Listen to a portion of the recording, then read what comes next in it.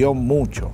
Si uno hace comparaciones, este fin de semana fue el doble que el fin de semana pasado, este lunes un 70% más que el lunes pasado, da la sensación que vamos a una curva media rápida, ascendente, de cierta velocidad.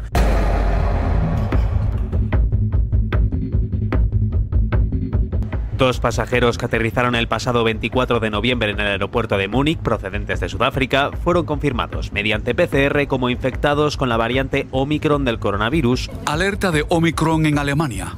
Hasta Nochebuena las autoridades van a ser permisivas. Después, para Año Nuevo, habrá restricciones. Yo creo que hoy no hay restricciones y creo que no deberían haber restricciones, va a ser muy difícil hacerlas. Si se predomina tal cual dicen algunos, que me parece que va ocurriendo, que el Omicron dentro de 3, 4 semanas más tardar se puede poner predominante, ser un virus tan contagioso yo lo veo prácticamente imposible que las restricciones puedan servir.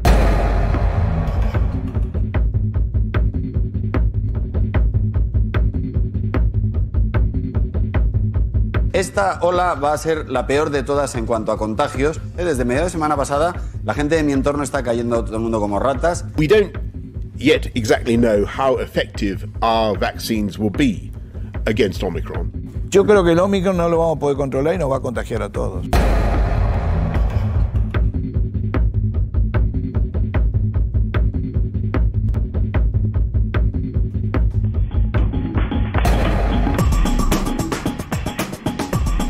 Buenas noches, arrancamos dicho esto, este martes lo vamos a estar acompañando hasta las 10 de la noche con mucha información y con una variante que nos obliga en el mundo a estar alertas. No está la circulación comunitaria en Argentina, la variante Omicron, sino la Delta es la que predomina, pero suben los casos. Mi nombre es Rosario Ayerdi y ya estoy con mis compañeros Ignacio Ortelli y Martín Angulo. Buenas noches. ¿Cómo estás, Rosario? Sí, efectivamente replantea todo el escenario tal como lo veníamos viendo en las últimas semanas. Ahora, no hay todavía una postura concreta y uniforme de parte de todo el mundo. Hay distintas opciones que se están evaluando y cada país parece tener una receta distinta para afrontar lo que viene, esta nueva ola, lo que parece ser la Omicron, ¿no? Hoy hubo 9.336 casos positivos. Es el de coronavirus, por supuesto. Es el número más alto de los últimos 4 meses. La curva claramente va en un ascenso muy rápido, más de lo previsible,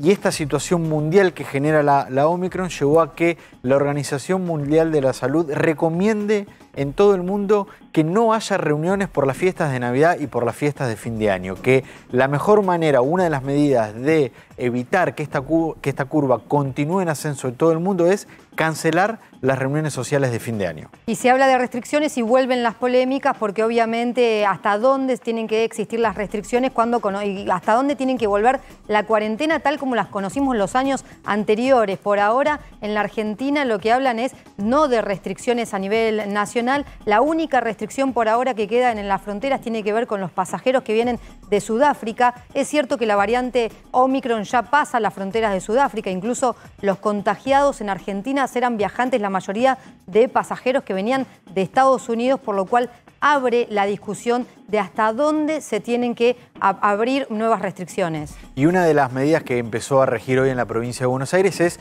el pase sanitario. Lo dispuso el gobierno de Axel Kicillof como una medida para evitar que los contagios continúen, para tener un control y sobre todo para que la gente, que sea una manera de que la gente que no está vacunada con este pase sanitario vaya a vacunarse. Gonzalo Sorbo, nuestro compañero, está en Avellaneda. Allí se está disputando el partido entre Quilmes y Barraca Central por un ascenso a Primera División. Y vamos ahí con Gonzalo para ver si este pase sanitario se está exigiendo. ¿Cómo estás, Gonzalo? Buenas noches. Buenas noches, equipo. Estamos en Avellaneda, en la entrada de la cancha de Racing. Al principio, tipo 6 de la tarde, los controles sanitarios los pedían todos. Venían y te decían, ¿tenés la vacunación? ¿Cuántas vacunas tenés? 1, 2, ok. ¿Tenés el carnet? ¿Tenés la aplicación de cuidar? Sí, la tengo. Ok, perfecto, podés ingresar. Llegó un momento, ahí como estamos viendo, que no se usan barbijos, que había tanta gente que quería ingresar que directamente pasaban todos derechos. La policía se abrió.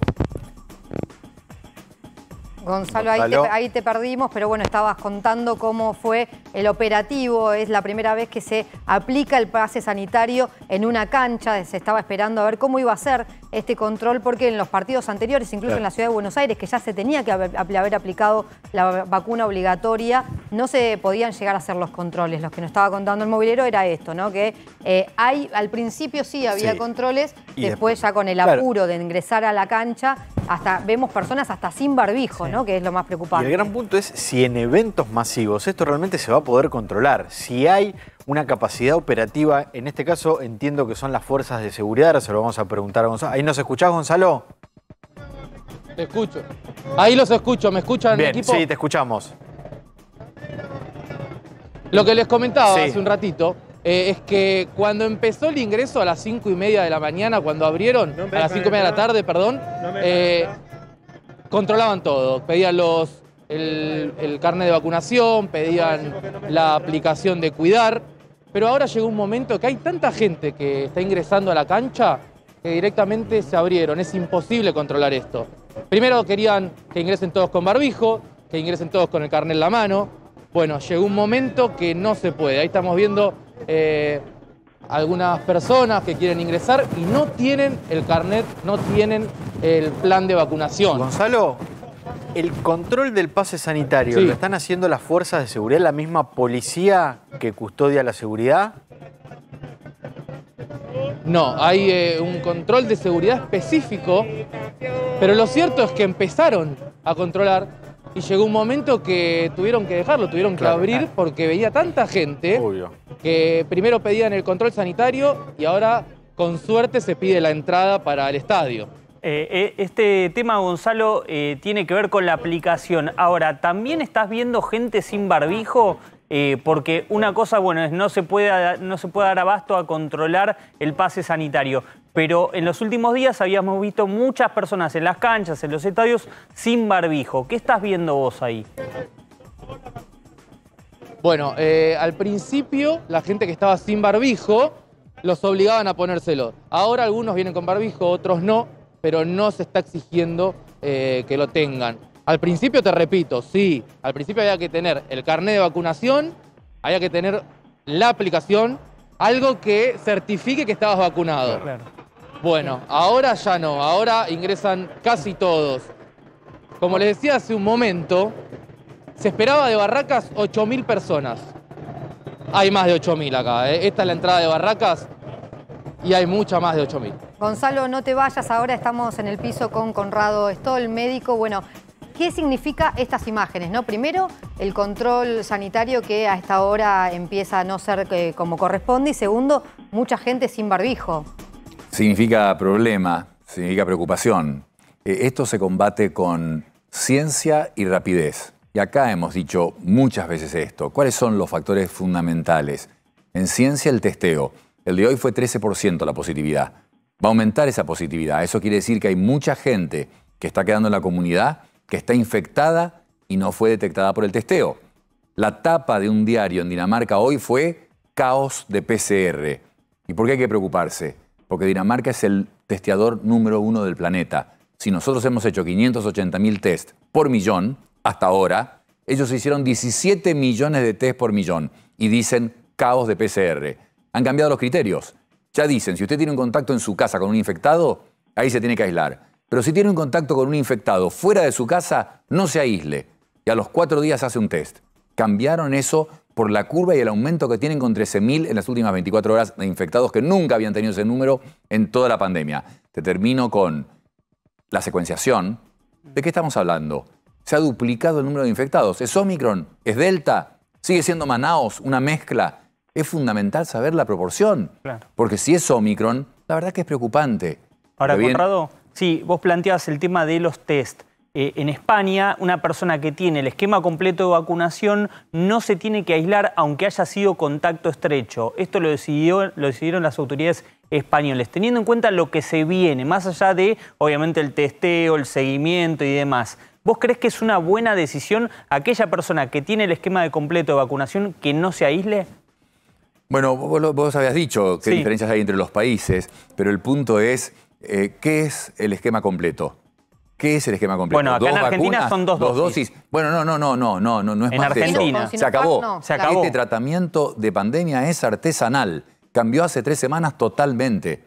Israel está preocupado y empieza a imponer restricciones. Claro. Israel con 80%. Dinamarca, que acabo de nombrarlo, tiene 80% con 2 ¿No dosis. tenemos esquema completo si no tenemos el refuerzo? Exactamente. Rosario, el esquema completo hoy, estar vacunado para COVID, son 3 dosis de vacuna. Las 2, y cuidado, tenemos 69% de la población con 2 dosis, lo cual es bajo. El miércoles que viene se cumple 1 año desde que empezamos a vacunar. Había que acelerar esto. Lo decimos hace meses, no puede dar 260.000 vacunas por día. Lo han acelerado en lugares como el Reino Unido, 1 millón por día. Bueno, el gobierno dice que la tercera dosis conviene darla más lejano todavía porque cuanto más pasa el tiempo, más te sube los anticuerpos No. Yo no soy, vos sabés que no soy un experto. No, yo soy un neurólogo que lee. yo te cuento la explicación que da el gobierno. Está bien, y yo no la contradigo, yo te cuento lo que leo. Claro. Y lo que leo es que Estados Unidos hace ya un par de meses dijo arbitrariamente, no arbitrariamente, pero en base a algunos estudios que mostraban que los anticuerpos caían a los 6 meses, dijeron a los 6 meses le damos el refuerzo. Y Biden incluso discutió si dar o no el refuerzo. Y ahora que están diciendo, entre 3 y 6 meses. Bajaron un poco. No, otra cosa es lo que vos decís, está muy bien. Como había que tener una vacuna, Pfizer, las demás también, hicieron 21 días de separación entre las dosis. Y ahí sí que separar 2 meses o 3 meses la dosis de Pfizer, si alguno se la va a dar, buenísimo, si no estuviéramos en esta situación, ¿no? Claro. Pero 2 o 3 meses, ahí te aumentan los anticuerpos más que con 21 días. AstraZeneca por error separó a mucha gente 3 meses y vieron cómo. Cometimos un error y la gente tiene más anticuerpos. Eso era otra cosa. Ahora tenés que tener un refuerzo y la gente con refuerzo se va a contagiar. Hay infinitos casos, 8 alemanes que llegaron a Ciudad del Cabo, tenían menos de 40 años, tenían 3 dosis, se contagiaron los 8. Entonces, la mayor parte de la gente se va a contagiar si esto es Omicron. Pero primero hay que hacer la secuenciación. ¿Qué proporción de esto es Omicron? El testeo, escalarlo. Biden está por empezar a repartir ya con el ejército 500 millones de test rápidos. El de antígeno. ¿Desde cuándo? Desde octubre del 2020 venimos diciendo que Acá es no lo puedes comprar en fundamental las el farmacias. testeo rápido, que tenés que comprártelo y tenerlo en tu casa, en el living de tu casa. Es muy lindo tener el control. Pero si no podés controlar a la gente que entra a un estadio de fútbol, menos vas a controlar quién se hizo el test, quién no se lo hizo. En este momento es una cuestión de supervivencia y de controlar la pandemia lo mejor posible. En un país que no tiene los mejores recursos. En esto último que decís, no están los mejores recursos, hay que controlar mejor la pandemia. ¿Es necesario hoy en Argentina aplicar restricciones, nuevas restricciones?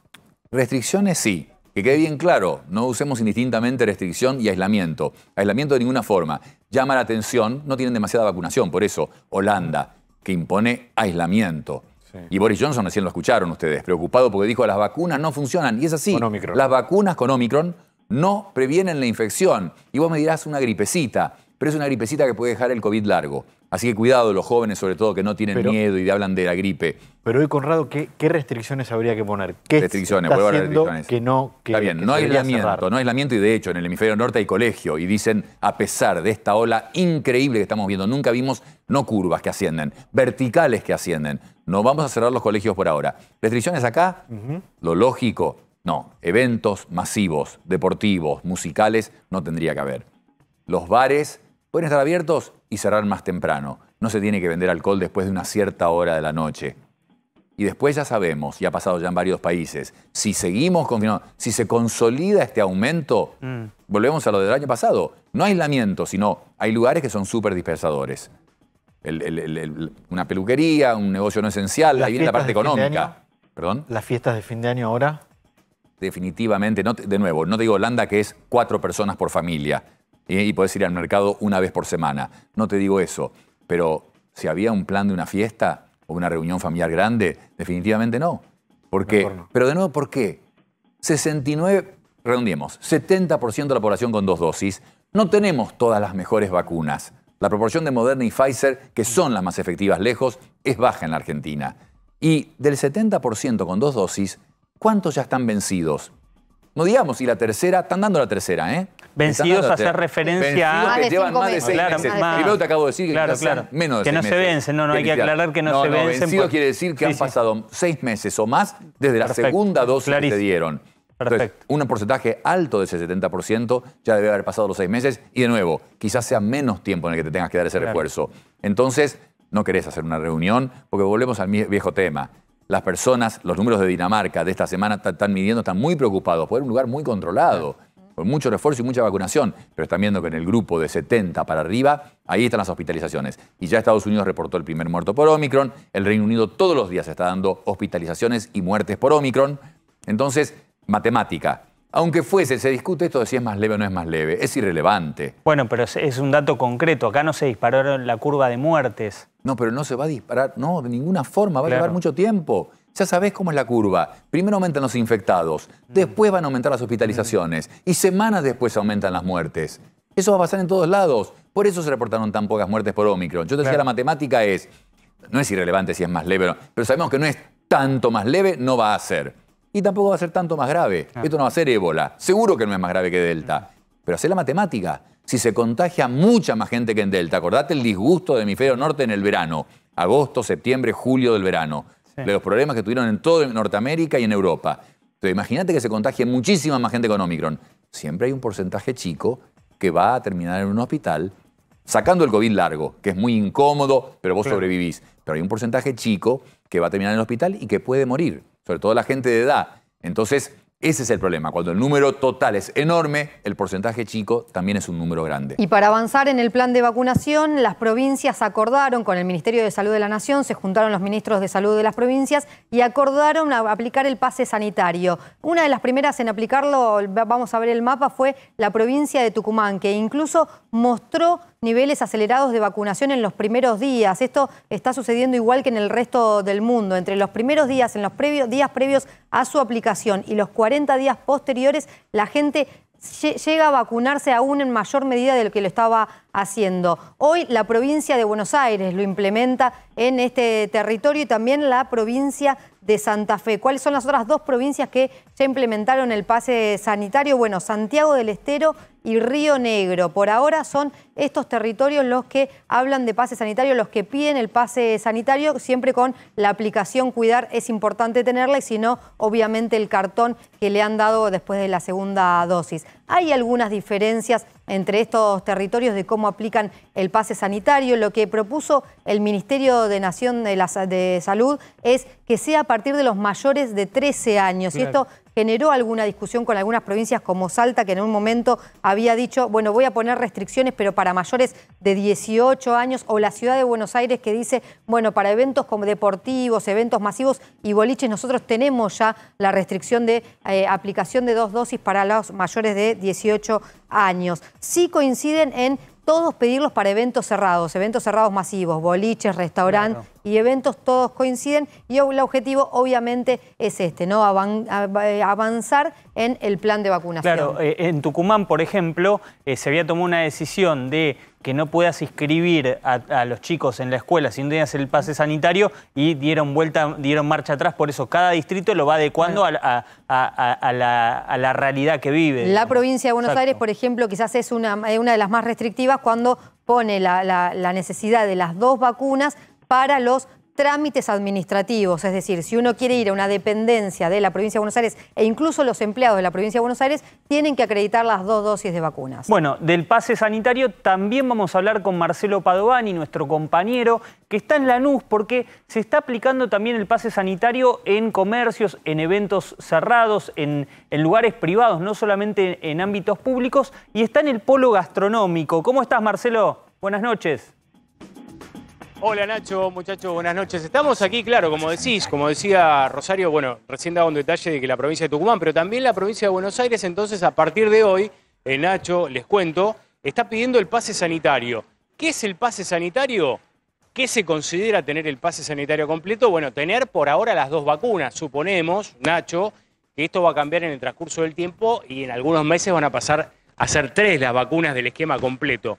Pero por ahora, si vos te vacunaste 2 veces, o mira, si te vacunaste una vez y todavía no cumpliste el plazo para que te den la segunda, bueno, es válido. También podés utilizar ese pase sanitario para entrar a cualquiera de estos locales, para entrar, bueno, sí, a los restaurantes, pero también lo tenés que usar el pase sanitario, o al menos los propietarios están obligados, según la legislación vigente en la provincia de Buenos Aires, a pedírtelo para entrar a cualquier lado que haya público, a un gimnasio, por ejemplo. Bueno, a los organismos públicos desde ya, ¿no? vas a hacer un trámite a una municipalidad o a un ente estatal del gobierno de la provincia de Buenos Aires y te van a pedir ahí el pase sanitario, que te lo podés bajar de Mi Argentina o de Vacunate Ya de la provincia de Buenos Aires, lo capturás en la pantalla y ahí le mostrás a los controles de los distintos locales que tenés el pase. Por supuesto que mucha gente, Nacho, decide no tener el pase sanitario o no usarlo.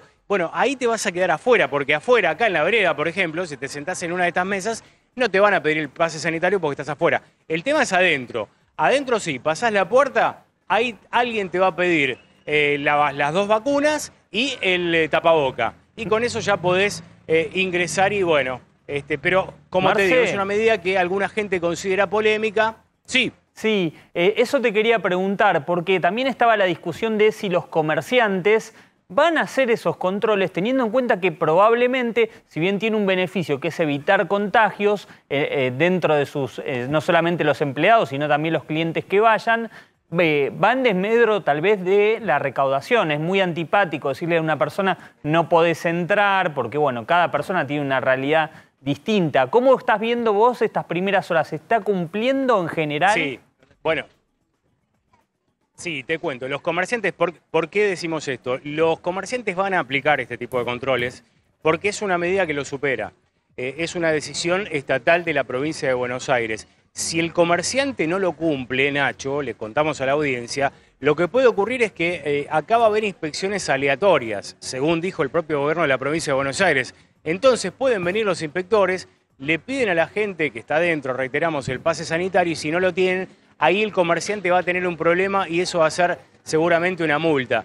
Bueno, no se quieren arriesgar a eso. Aquí en Lanús hablamos con representantes del centro comercial de Lanús, estuvimos de hecho con la persona que organiza este centro comercial y en su local, que es una cafetería, lo está pidiendo desde hoy a la mañana que abrió, está pidiendo este pase porque me explicaba esto, no nos queremos arriesgar a que, bueno, o por ejemplo nos clausuren y ahí sería ya mucho peor porque te quedás directamente sin trabajar y después de tanto tiempo cerrado, los comerciantes no se quieren arriesgar a eso. Hay, como te digo, reacciones dispares. Algunos están dispuestos a presentar el pase sanitario, otros directamente se quedan afuera y no quieren, y otros directamente, Nacho, ni siquiera van a venir porque, bueno, no están de acuerdo con la medida. Pero, bueno, es la situación que nos toca vivir y la medida que dispuso el gobierno de Axel Kicillof. Sí, tal vez y esto es en provincia, ¿no? Porque en Capital no, reiteramos que no está vigente, en Capital no se está planeando nada de esto.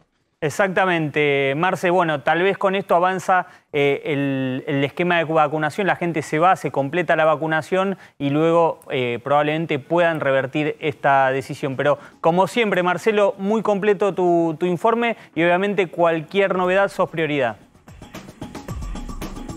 Abrazo, gracias. Doctor, ¿sirve el pase sanitario? ¿No sirve el pase sanitario? Esa es la pregunta y es interesante porque ¿por qué se pide el pase sanitario? Pensemos eso.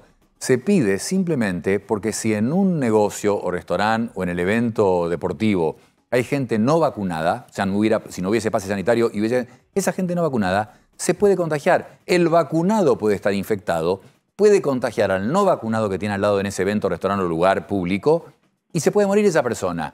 Es para evitar que los no vacunados se infecten y tengan riesgo de muerte. Simplemente eso, es muy práctico. ¿Sirve o no sirve? Bueno, primero que a las personas esas que le van a dejar entrar con un pase de una vacunación, porque si tenían una dosis y todavía no le tocaba la segunda, decían que los iban a dejar entrar. Yo les recomiendo fuertemente que al que tiene una dosis, en este momento, hasta que esto no quede claro, no vaya a ningún lugar con personas adentro cerrado. Número 1. Si sirve o no sirve, Lancet hace una semana publicó un estudio en que comparaba 6 países, 5 de Europa, Israel, contra 20 países que no tenían pase sanitario. En los que tenían pase sanitario, la vacunación aumenta significativamente desde 20 días antes de que se exija el pase sanitario hasta 40 días después. Toda la población se vacuna mucho más, especialmente los menores de 30 años. Bueno, quieren dejar de entrar a boliches o a los bares o a los lugares donde se divierten para juntarse. Entonces, está probado que sirve. La pregunta, el punto es que ya está publicado internacionalmente la aparición de pases truchos. Tanto que en Estados Unidos ya hace más de un mes Biden, el gobierno federal, invierte $2.000 millones para que el pase sea lo menos falsificable posible. Pero este es un problema serio, en que puedan aparecer pases, creo que salió una noticia hoy de Francia, más de 100.000 o casi 200.000 pases falsos. Ese es un problema. Conrado, hablaste de Biden. Biden hoy dijo que no se va a volver a las restricciones. Esto no es marzo 2020, dando a entender de que tenía pensado encarar otra etapa en la estrategia del combate con el COVID. Recordemos, Biden hizo campaña cuestionando las aperturas de Donald Trump en el peor momento de la campaña, y en este caso él está diciendo de que no va a haber restricciones, que en todo caso los casos graves y los muertos son proporcionalmente mayores en personas no vacunadas. ¿Cómo crees que, teniendo en cuenta esa experiencia y ese antecedente que te estoy contando, se debería marcar acá? ¿Qué tendría que hacer el gobierno, teniendo en cuenta que fue un gobierno que tomó todo tipo de medidas restrictivas? Mirá, lo de Biden, el análisis político es complicado, ¿no? Claro. Llevan más de 800.000 muertos, más de 800.000 muertos en Estados Unidos. Piensan que en las próximas semanas van a tener de 500.000 a 1 millón de infectados por día. Y obvio que Biden no está diciendo, no me importa los que tienen ideología política y por la cual no se vacunan. Acordate, ¿no? La policía en Estados Unidos, más republicana, digamos, no están muy pocos vacunados y han tenido la mortalidad más alta, mucho más alta que combatiendo el crimen. Entonces, no dice eso, pero está diciendo claramente, señores, somos el país con más vacunas del planeta y tenemos 60% de personas con 2 dosis. Es una vergüenza. ¿Cómo puede ser que tengan 40% de personas que no han recibido la vacuna? Una vergüenza. Entonces, bueno, acá ya llevamos meses diciendo que había que acelerar la vacunación. Solamente vacunando, no te digo como estos países, Israel, que en enero vacunó el 40%, 38% para no exagerar, 38% de la población en un solo mes. Por eso se vencieron todos en julio y por eso los israelíes tienen tanto estudio de vencimiento de las 2 dosis, porque vacunaron a todo el mundo en un mes.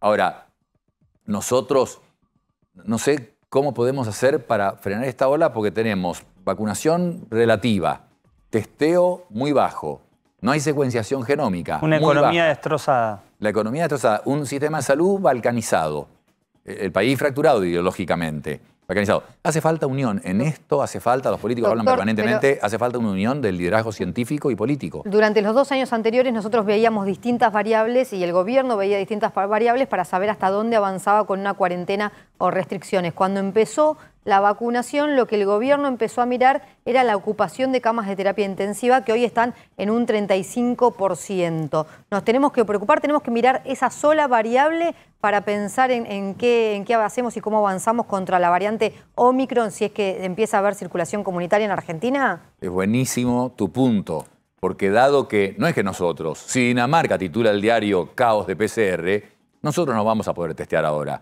Hace 2, 3 meses teníamos que testear más, controlar esto y poder prever, bueno, por lo menos advertir lo que estaba por pasar. Ahora va a ser imposible testear contactos, etc. Entonces, el número duro es las hospitalizaciones. Así que ese es el que hay que seguir y tenemos un sistema débil y algo muy importante. La gente en general está agotada. Imagínate los médicos. Bueno, la gente está harta, está agotada, tiene carga mental. Sabemos que hay un 25 a 30% de aumento de ansiedad, angustia y depresión. En general, en todo el planeta, un estudio en 200 países. Los llamados a las líneas de auxilio telefónico, analizaron 80 millones en 20 países distintos. ¿De qué son? No son por divorcio, por problemas económicos, por violencia familiar. Son por soledad y miedo a la infección. Entonces hay una carga mental y los médicos, los que tratan esto, terapia intensiva, están muy agotados. Entonces es un problema. Conrado, en todo este contexto de la situación mundial, de lo que significa la Omicron, ¿en algún momento se puede pensar en la obligatoriedad de la vacuna? Se ha pensado, se ha dicho, en muchos lugares se exige, el empleador dice, si usted no está vacunado, no puede entrar a la empresa. En Estados Unidos empezó. A nivel privado, digo, que los gobiernos digan, miren, estamos en un contexto sanitario caótico, vacunación obligatoria. Pero no lo planteemos como un dilema ético. Entiendo el punto y se puede y se debe hacer. Todo debe ser conversado, por supuesto. Pero esto es un problema de salud pública, es una emergencia de salud pública. Pero los que no se vacunan... Están poniendo en riesgo a otra persona. Pero lo plantean desde un punto de vista personal y ético. Si, bueno, yo no me vacuno, no creo en las vacunas, son fases de prueba. Entonces no vas a poder entrar a restaurantes, no vas a poder ir al trabajo, no vas a poder ir al cine, no vas a poder ir... Nadie dijo de cerrar. No es necesaria una obligatoriedad, o sea, con estas restricciones... La policía no va a tu casa a vacunar a tu chico con el sarampión, pero no puede ir al colegio el chico. No va a poder ir al colegio. Bueno, polio y un calendario. Claro, que haya una restricción para que tengan que estar vacunados los chicos para volver en marzo en el colegio en Argentina. Que haya una restricción de... La obligatoriedad de empezar el colegio con la vacuna del coronavirus. No, tiene que empezar el colegio. Y los chicos, sobre todo de 12, recién vos decías algo de los de 13, el pase sanitario, 13, la verdad que de 17 para arriba, el pase 18 para arriba, es lo más razonable. Pero hay que vacunar a los de 12 a 17, sin duda, se está haciendo con Pfizer, perfecto. En Estados Unidos, 6 millones de chicos vacunados con Pfizer, no hay un caso de miocarditis, que era el miedo que se tenía para los chicos. Y han empezado con los más chiquitos ahora, ¿no? 5 a 11.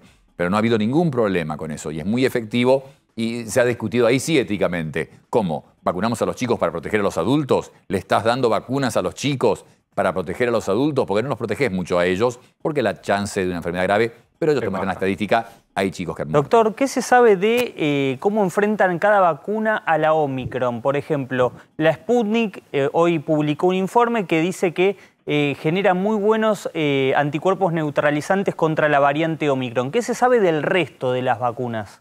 Buen punto, escuché lo que vos decís. Son estudios con pseudovirus, son de laboratorio. Que yo sepa, no es el estudio en que hicieron en Bahrein, donde usan mucho Sputnik como nosotros, o en otros países que hayan usado. Bueno, Sinopharm, pero algo de Sputnik, o en los países que usaron Sputnik, en Europa del Este.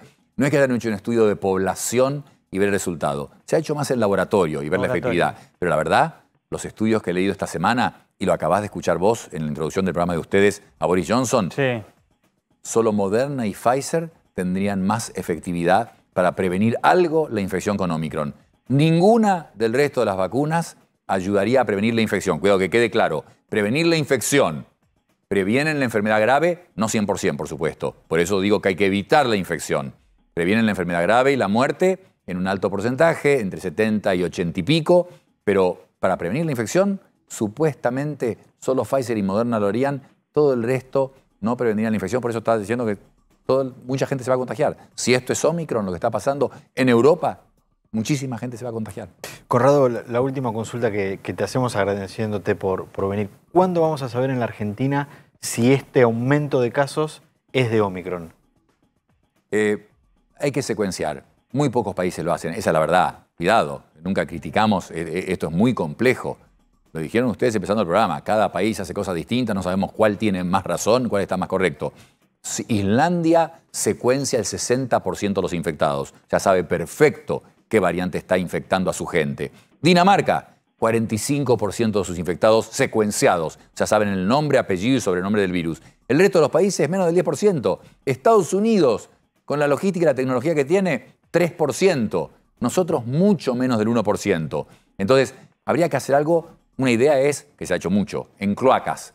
Ir a barrios, esto lo saben los epidemiólogos, la gente de salud pública, decir cloacas y hacer análisis de aguas de cloacas servidas para ver cuál es la variante predominante. A ver si ahí encuentran Omicron. Y ahí pueden saber en áreas, barrios, localidades, cuál es el virus predominante. Pero no va a aumentar mucho la secuenciación. Y es muy importante saber si esto es Omicron en los próximos muy pocos días. Te diría que en los próximos 10 días vamos a saber si está consolidado este aumento y es tan vertical como el que hemos visto en el hemisferio norte o si es delta y quizás no es tan violento y tenemos que acelerar la vacunación. Hay que aumentar a 600.000 aplicaciones por día, por lo menos, y tratar de aumentar el testeo. Conrado, muchas gracias por venir. No, gracias por invitarme. Por favor.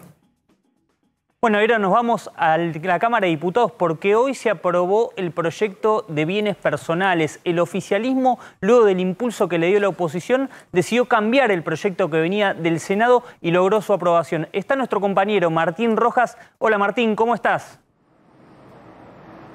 ¿Cómo andás, Nacho? Buenas noches para todos y acá estamos en el Congreso. Hoy una jornada movida aquí en la Cámara de Diputados por el tratamiento de este proyecto de ley, de este dictamen de mayoría que finalmente fue aprobado en el recinto de la Cámara de Diputados, el Frente de Todos, que bajó y dio quórum para que comience el tratamiento. En un momento, Nacho, se esperaba que la oposición junte la cantidad de legisladores necesarios como para que comience el debate. Eso no ocurrió y ahí fue cuando Sergio Massa, el presidente de la Cámara, dejó en claro que los legisladores del oficialismo iban a bajar al recinto, iban a sentarse en sus bancas para dar comienzo a este debate. Y finalmente, por un solo voto, 127 a 126, se aprobó este proyecto y que ahora va a volver al Senado porque tiene modificaciones importantes de la modificación de la ley de bienes personales. Por ejemplo, que unos 450.000 contribuyentes van a dejar de pagar se sube el mínimo no imponible, por lo tanto esa es una buena noticia para casi 500.000 personas que ya no van a estar incluidas en lo que es el pago de bienes personales. Y por otra parte, lo que se incluye en este proyecto del Frente de Todos y que, como decíamos, va a volver a la Cámara Alta, se sube la alícuota para los patrimonios mayores a 100 millones y 300 millones de pesos y que van a tener que pagar a partir de ahora, si es que se aprueba por supuesto en la Cámara Alta, el 1,5% y aquellos mayores de 300 millones de pesos el 1,75%. Así que hubo un debate importante, se votó 2 veces porque hubo problemas técnicos con respecto a lo que fue la votación. Hubo diputados que habían votado por la negativa y después dijeron que era afirmativa. Al revés también sucedió. Bueno, finalmente fue, como decíamos, 127 a 126 y este proyecto que va a volver al Senado por las modificaciones que se hicieron en la iniciativa ya que tenía 3 meses y que fue tratada aquí en la Cámara de Diputados. Gracias, Martín. Impecable, como siempre, tu trabajo. Y para hablar de este tema, aquí lo tenemos como invitado a nuestro ex colega, hoy diputado nacional, Martín Tetaz. ¿Cómo estás, Martín? ¿Qué tal? ¿Cómo les va? Bien, ahora nos vamos a meter de lleno en lo que fue la discusión en diputados. Fuiste uno de los que más cuestionó al oficialismo, pero vamos a repasar lo que planteaba Martín hace instantes respecto a ¿cuáles son las claves del proyecto? Bueno, se sube de 2 a 6 millones el mínimo no imponible, se sube la alícuota de 1,25 a 1,5 al pasar los 100 millones de pesos y esto representaría un alivio fiscal para más de 400.000 personas. ¿Por qué, Martín, ustedes decidieron votar en contra teniendo en cuenta estos datos que estamos planteando aquí? Porque, en primer lugar, efectivamente hay una suba del mínimo no imponible, que era lo que nosotros íbamos a buscar y que se consiguió para 445.000 personas, que era la clase media. Pero además el proyecto incluía, agregado por la ventana en el dictamen de mayoría, porque no era eso lo que venía siendo votado por el Senado con unanimidad, incluía una suba de impuestos. Incluía esto que decías vos, la alícuota para más de 100 millones a 1,50, la alícuota para más de 300 millones a 1,75 y la alícuota para fondos radicados en el exterior a 2,25, la alícuota diferencial. Nosotros lo hemos dicho y recontradicho durante toda la campaña, tenemos un compromiso con nuestros votantes de no votar ningún aumento de impuestos, no va a ser esta la excepción y por lo tanto estábamos en contra, pero además el dictamen primero ya venía rebuscado porque en realidad el dictamen era sobre lo que había propuesto el Senado, que era la actualización del mínimo no imponible de bienes personales. No estuvo en discusión en el Senado las alícuotas de bienes personales, eso nunca se discutió, no había consenso sobre eso. En un proyecto entonces que tiene el título bienes personales, el oficialismo hace la primera trampa de la noche, de la tarde en realidad, que es meter un cambio en las alícuotas. Entonces obviamente nos opusimos a eso. Y lo segundo, una facultad extraordinaria que le dan sobre el final del debate al Ejecutivo para otra vez modificar por decreto el mínimo no imponible del impuesto a las ganancias, que es otro disparate. No queremos facultades extraordinarias. Entonces, nosotros fuimos consecuentes con lo que dijimos toda la campaña y con lo que sostuvimos la semana pasada cuando se votó el presupuesto. No más facultades extraordinarias al Ejecutivo, no más aumento de impuestos en la Argentina. ¿Hay alguna autocrítica del bloque de Juntos por el Cambio? Porque convocaron ustedes a una sesión, impusieron la agenda del Frente de Todos y terminaron votando en contra de un proyecto, obviamente, que ustedes querían que no tenga modificaciones. No, nosotros votamos en particular a favor de los artículos que fueron los que llevábamos al recinto. Obviamente nosotros emplazamos a la comisión porque había una media sanción del Senado y la verdad que la comisión se hacía la distraída y no quería tratar este tema. Nosotros habíamos dicho la presentación reglamentaria la semana pasada para tratarlo en la reunión de comisión previa al presupuesto.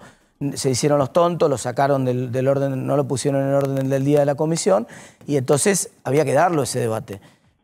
Obviamente nadie puede calcular que el oficialismo en el medio del mismo debate va a aprovechar para meter otros artículos.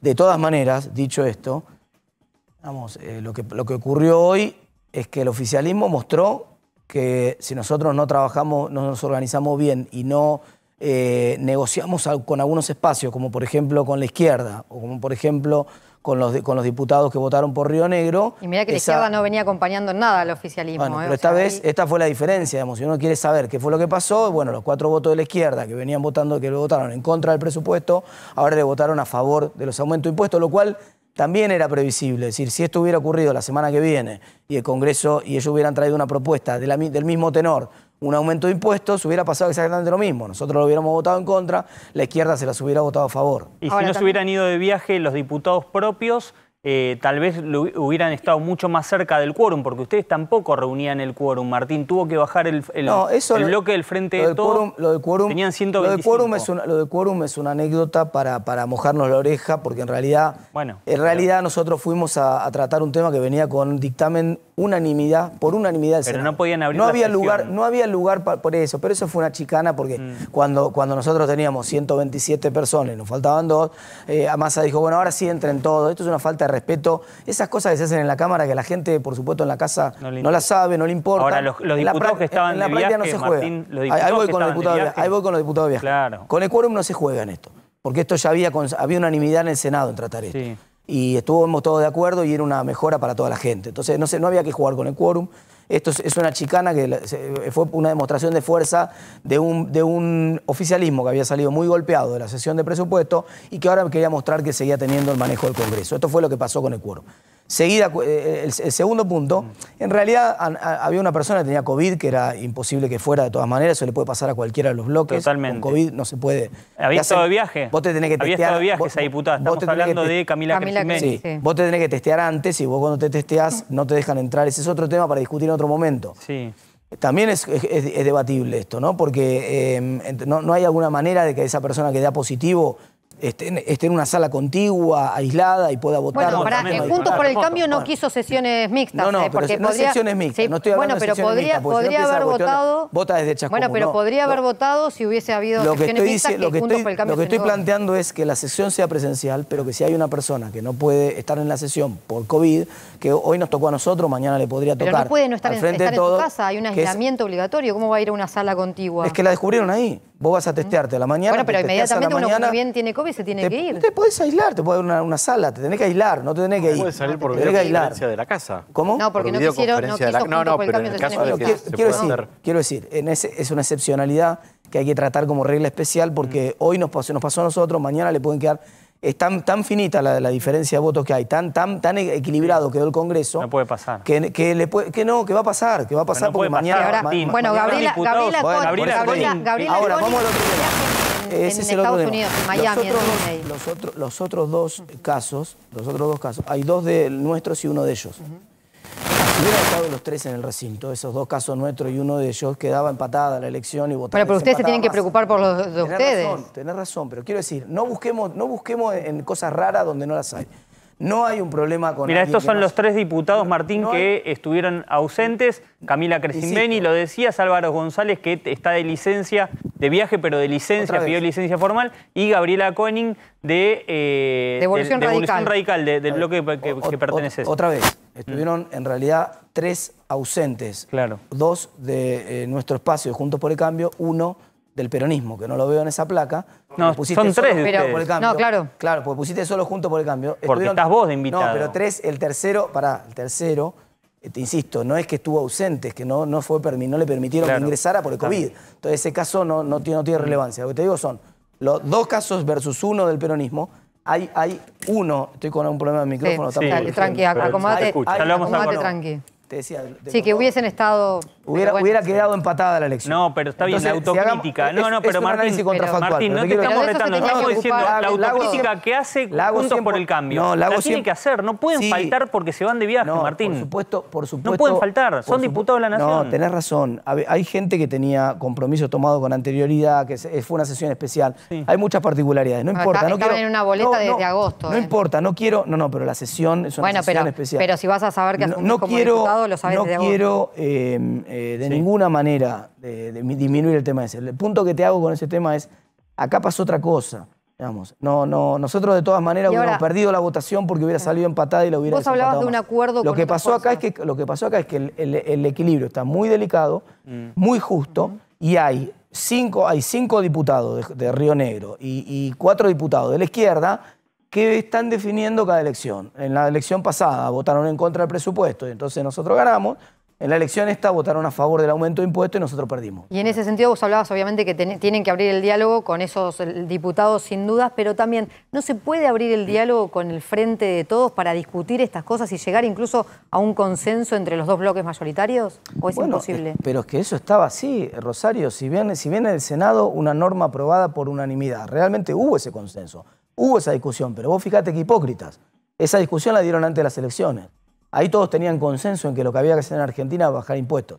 Nadie se animó a plantear ante las elecciones que lo que había que hacer era subir impuestos. Pasa un día de las elecciones y te hacen trampa. Entonces, en el medio de la sesión te dicen, no, primero tratan de suspender la baja de impuestos a la cual se habían comprometido ante la elección y después de la elección encima la quieren transformar en una suba. Igual en la campaña también habían instalado el aporte solidario, que es más o menos a las mismas personas que le va a tener que llegar este impuesto, por lo cual el Frente de Todos creo que no tiene problema en decir que quieren que le suban los impuestos a los que más ganan. Ellos defendieron en la campaña el impuesto, el famoso impuesto a la riqueza o el aporte solidario. Primero dijeron que no era un impuesto, que era un aporte. Y hoy estábamos tratando un impuesto, no un aporte. Entonces ahí ya no cuajaría. Pero segundo, no lo defendieron, no dijeron que lo iban a mantener ni que lo iban a aumentar. Eso no lo dijeron. Entonces ni tampoco dijeron que para el resto de la gente que la alícuota de 1,25 le iban a llevar a unos 50 y que la alícuota de 1,25 le iban a llevar a unos 75 para más de 300 millones. Todo eso no lo dijeron, lo aplicaron ahora. Entonces no cumplieron con lo que se había comprometido en la campaña. Digo, no se puede hacer esto. Bueno, podés antes de las elecciones... No, ellos tampoco en la campaña lo usaron. Pero ustedes sí... Pero vos me estás reclamando si no hay un debate y no se pueden poner de acuerdo. Sí, te estoy diciendo que sí, que hubo un debate, que sí, que nos pusimos de acuerdo y que había una unanimidad que existió en el Senado de los dos bloques distintos. Votaron todo lo mismo. ¿Y en el Senado y ahora va a no lo salir respetaron. este proyecto? Claro. Porque ahora vuelve al Senado y ahí tiene la llave, le sigue teniendo la llave de todo. Lo que pasa es que sale con una mayoría simple en el Senado. Entonces el oficialismo tiene... ¿Pero crees que hay voluntad política del oficialismo de tratarlo en el Senado? Sí, lo van a tratar porque se prenden fuego. Si no sería una estupidez hacer todo esto para no tratarlo. Digamos, no tiene sentido lógico que hayan tratado de meter todas las modificaciones que trataron de meter y que además queden mal porque realmente acá hay 445.000 personas de la Argentina que van a pagar menos impuestos con la sanción de la ley y 15.000 que van a pagar más, ¿no? Lo cual está mal, pero quiero decir, no van a ir a voltear una ley que ya les tiene un beneficio para 445.000 personas y tiene un perjuicio para gente que ellos, además, ideológicamente, ellos están a favor de aumentar los impuestos y todo lo demás. Entonces, yo no veo que el Senado no vote de otra manera que no sea a favor. Después de la sesión de la semana pasada por el presupuesto, en la sesión de hoy para Futuro, ¿sentís que entre ustedes y el oficialismo se rompió algo que va a ser difícil que se vuelva a recomponer para que haya un diálogo? A mí lo que me... No, yo no vi ninguna falta de respeto hoy en la sesión, eso no me consta ni nada a título de personal, no, creo que eso no pasa nada, está todo bien ahí. Lo que hay respeto, no hay ningún problema. Lo que sí me preocupa mucho de la sesión de hoy es cómo se manipuló el tratamiento del dictamen, en primer lugar, para incluir temas que no venían ni corresponden al debate de la reunión de hoy. Eso eventualmente puede terminar en la justicia. Alguien que está ahora en condiciones de que va a tener que pagar más impuestos probablemente pueda judicializar ese tema. Y en segundo lugar,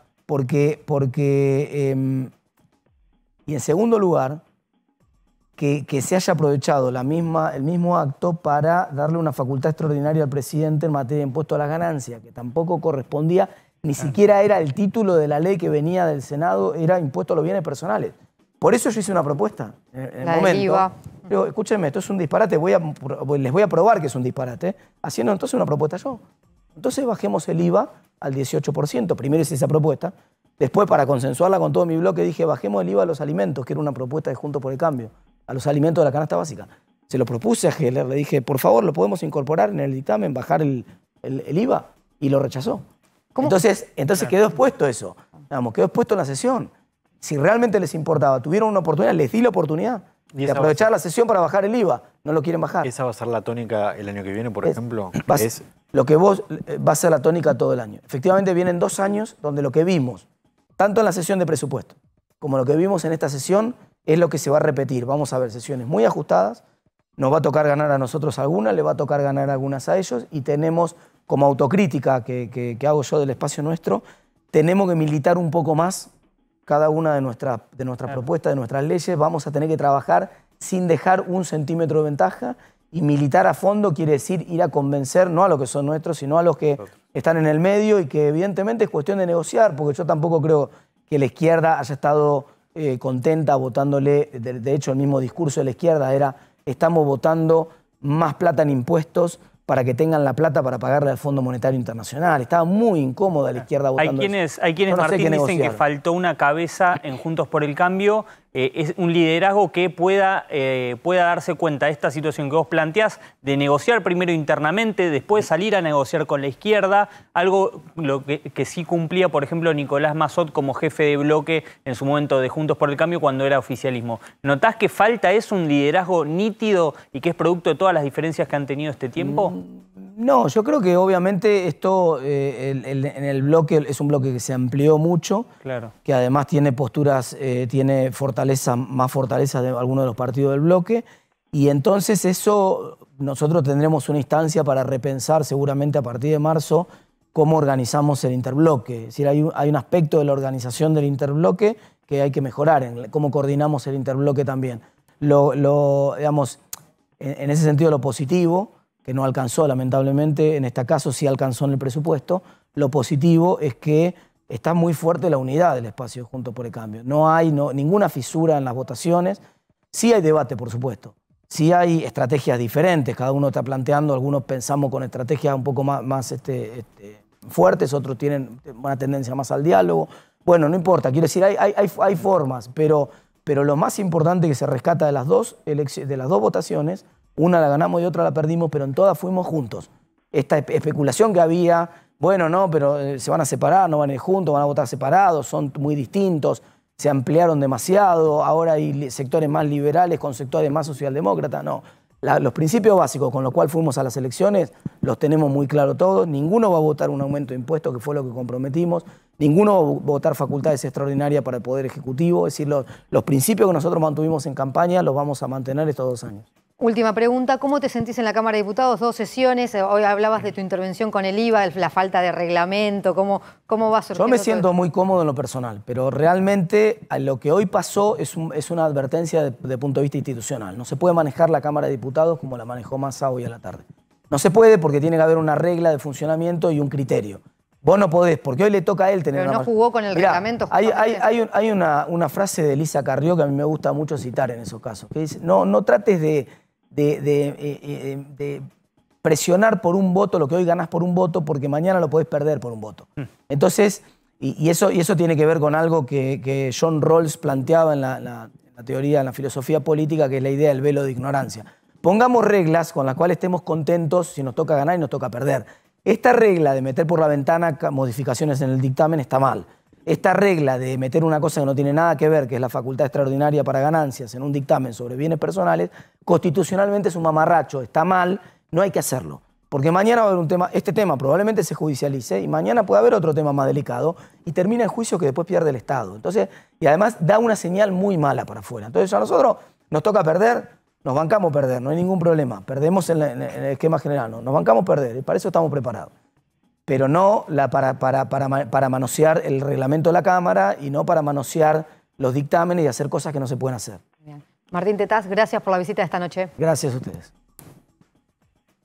Y hoy fue un día de mucha tensión en el barrio porteño de Once, porque la justicia de la Ciudad de Buenos Aires desde la madrugada ordenó realizar una serie de allanamientos contra manteros, contra locales y centros de distribución, donde fue encontrada mercadería, principalmente ropa presuntamente ilegal. Eso es lo que está investigando la justicia. En Once está nuestro compañero Gabriel Prosperi. ¿Cómo estás, Gabriel? Buenas noches.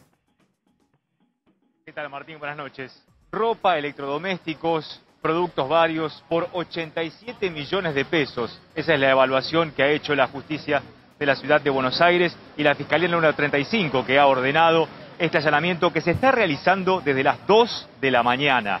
Desde las 2 de la mañana, 20 camiones se necesitan todavía para cargar la cantidad de bultos que están sacando de una galería que finalmente obraba como depósito justamente de esta mercadería. Una denuncia estableció que aquí había mercadería trucha, como se la conoce habitualmente, mercadería apócrifa, es decir, que llevaba marcas que no habían producido esa ropa. Todos la conocemos y en este barrio se vende mucho justamente de eso. Justamente la denuncia llegó a la Fiscalía 35, que ordena justamente el allanamiento a través de la justicia. Efectivo de la policía de la ciudad lo están realizando desde ese momento. Reitero, 87 millones de pesos es más o menos lo que ha evaluado que vale este cargamento. Y aquí vendedores ambulantes, justamente, que están desde muy temprano reclamando que su mercadería, ellos quieren reclamar justamente que la mercadería no es la que justamente está buscando la justicia y la que ellos dicen les pertenece para vender justamente sus productos en la vía pública. Por eso es que están aquí, por eso es que hoy más temprano, en horas de la mañana y el mediodía, cortaron justamente aquí en Sarmiento y Pueyrredón, se produjeron algunos incidentes y el vallado permanece justamente hasta que el allanamiento culmine. Reitero, 20 camiones son necesarios para realizar este traslado. Fíjense que son camiones que tuvieron que alquilar, son fletes, estos camiones que tenemos aquí en primer plano, detrás de los vallados, porque los camiones oficiales, o que disponía el gobierno de la ciudad justamente para hacer el procedimiento, no alcanzaron por la cantidad de mercadería que encontraron. Primero, pensaron que iban a ser una decena de locales en la galería, pero después comenzaron justamente a indagar, a meterse justamente en este edificio que tiene 3 plantas y vieron que había mucha más mercadería. La justicia autorizó justamente el procedimiento sobre esa mercadería que no estaba constatada en la denuncia original y es así que se necesita permanentemente la llegada de camiones para seguir cargando mercadería. Por ahora, y con el barrio de Once apagándose de a poco en una tarde que ha sido de colapso absoluto por la cantidad de gente que hubo caminando aquí permanentemente. Rosario, Nacho, Martín, ustedes hablaron hoy con el doctor Stoll, hablaron de los números y aquí ver el movimiento en Once en estas épocas realmente asusta teniendo en cuenta el problema sanitario que se nos viene, ¿no? Sí, y una zona que por la fiesta de Navidad del próximo viernes, imagino que esta semana tuvo una gran cantidad de gente haciendo compras, es una zona, una zona comercial de las más importantes de la Ciudad de Buenos Aires. Te quería consultar si en los allanamientos, Gabriel, se supo si hubo detenidos. Uno, el responsable de la galería, a quien encontraron al momento de llegar, quien tuvo que abrir la puerta para que ingresaran los efectivos, un detenido hasta el momento es lo que se tiene registro. Aquí lo principal es la cantidad de mercadería. Imagino que habrá varios edificios aquí en el barrio como este. Reitero, la denuncia es específicamente sobre este lugar, Galería La Unión, así se denomina, y 87 millones de pesos en ropa apócrifa, así como también en elementos de tecnología que dicen también se pudieron haber ensamblado aquí. Y seguramente la investigación judicial ahora buscará determinar si se trata de una organización con más personas, si era una organización que proveía a los manteros, que vos ahí los estabas mostrando, que reclamaban por su propia mercadería, ver cómo sigue esto y qué nivel de organización se trata, de las que, no es la primera vez que la justicia de la Ciudad de Buenos Aires investiga este tipo de causas. Justamente, asociación ilícita es la causa madre que moviliza justamente este allanamiento. Y vos hablabas de manteros. Fíjate, aquí se da una imagen, un escenario insólito, inédito. Fíjate la cantidad de manteros que hay ahora que están comenzando a sacar sus productos de la vereda. Durante toda la tarde no estuvieron, tampoco a la mañana. Aquí estamos en el corredor de la avenida Pueyrredón. La ciudad de Buenos Aires interpreta que estos corredores de las avenidas principales de los centros comerciales, como por ejemplo el de la calle Avellaneda en Flores o este en Once con la avenida Pueyrredón como arteria principal, deben estar libres de manteros, sobre todo en estas épocas donde hay enorme cantidad de gente caminando por las calles y por supuesto para favorecer a los comercios que pagan sus impuestos, que están instalados legalmente. Pero, ¿por qué están aquí estos manteros? Porque les dan un espacio de tiempo determinado para instalarse. De 7 a 9 de la noche aproximadamente pueden instalarse, esas 2 horas. ¿Cuándo es eso? Cuando más o menos el horario comercial ya comienza a decaer, cuando los comercios empiezan a cerrar. Le dan ese espacio de tiempo para vender, sobre todo en estas épocas de fin de año, cuando justamente los bolsillos con esta crisis están muy pero muy al rojo vivo y mucha gente necesita hacer esas compras de Navidad y Año Nuevo y justamente utilizan este lugar de la Ciudad de Buenos Aires porque saben que hay productos más baratos para hacerlo, ¿no? Gabriel, muchísimas gracias y quedamos en contacto, por supuesto, por si llega a haber alguna novedad en el transcurso de la noche. Por supuesto que sí. Bueno, hablábamos de bienes personales, también del impuesto a las grandes fortunas por parte de Martín Tetaz, que decía que se votó. Bueno, ¿qué le pasó a Carlos Tevez, Martín? Bueno, no sé si podremos decir que tuvo un gol en contra, pero algo parecido en la justicia, porque Carlos Tevez es una de las personas, uno de los argentinos que debe pagar el impuesto a las grandes fortunas o el impuesto solidario, como algunos también lo llaman, y fue a la justicia. Hay cientos... ¿Para qué fue a la justicia? Para no pagarlo. Para no pagarlo. Para no pagarlo. No es el único. Hay cientos de causas que se iniciaron en todo el país de personas que están planteando, que piden no pagar el impuesto. ¿Qué es lo que se discute y qué es lo que pidió Tevez? Tevez presentó un amparo con sus abogados en el que solicitó una medida cautelar para no pagar el impuesto. ¿Qué es lo que dice Tevez? Que es un impuesto confiscatorio y que en rigor es un impuesto que él ya paga a través de esto que estamos discutiendo con Tetaz, bienes personales.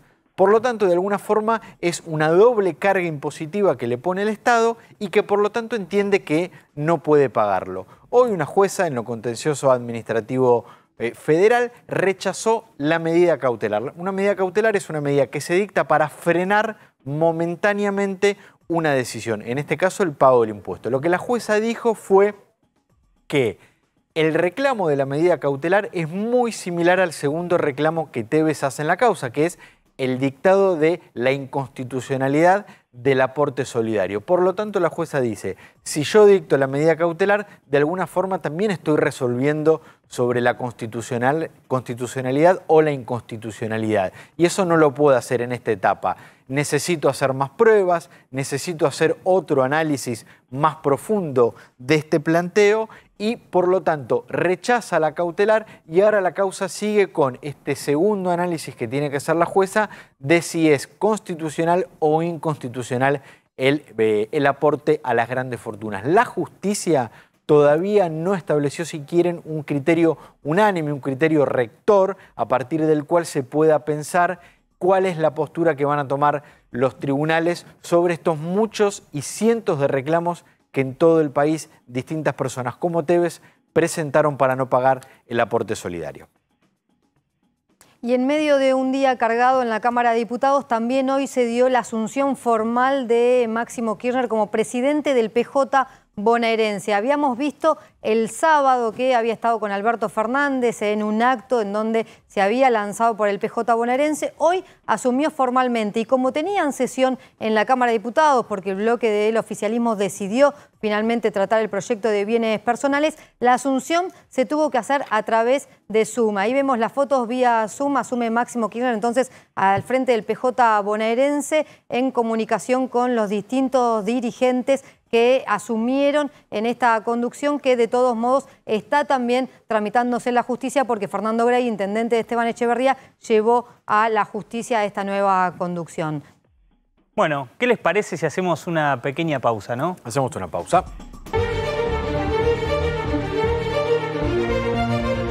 Bueno, seguimos en Dicho Esto y tenemos como invitado a Carlos Rottenberg, empresario. ¿Qué expectativas hay, Carlos, para la temporada teatral? ¿Qué se puede esperar después de lo que fue el año de pandemia a esta temporada? Hola, buenas noches. Buenas noches. La pandemia continúa.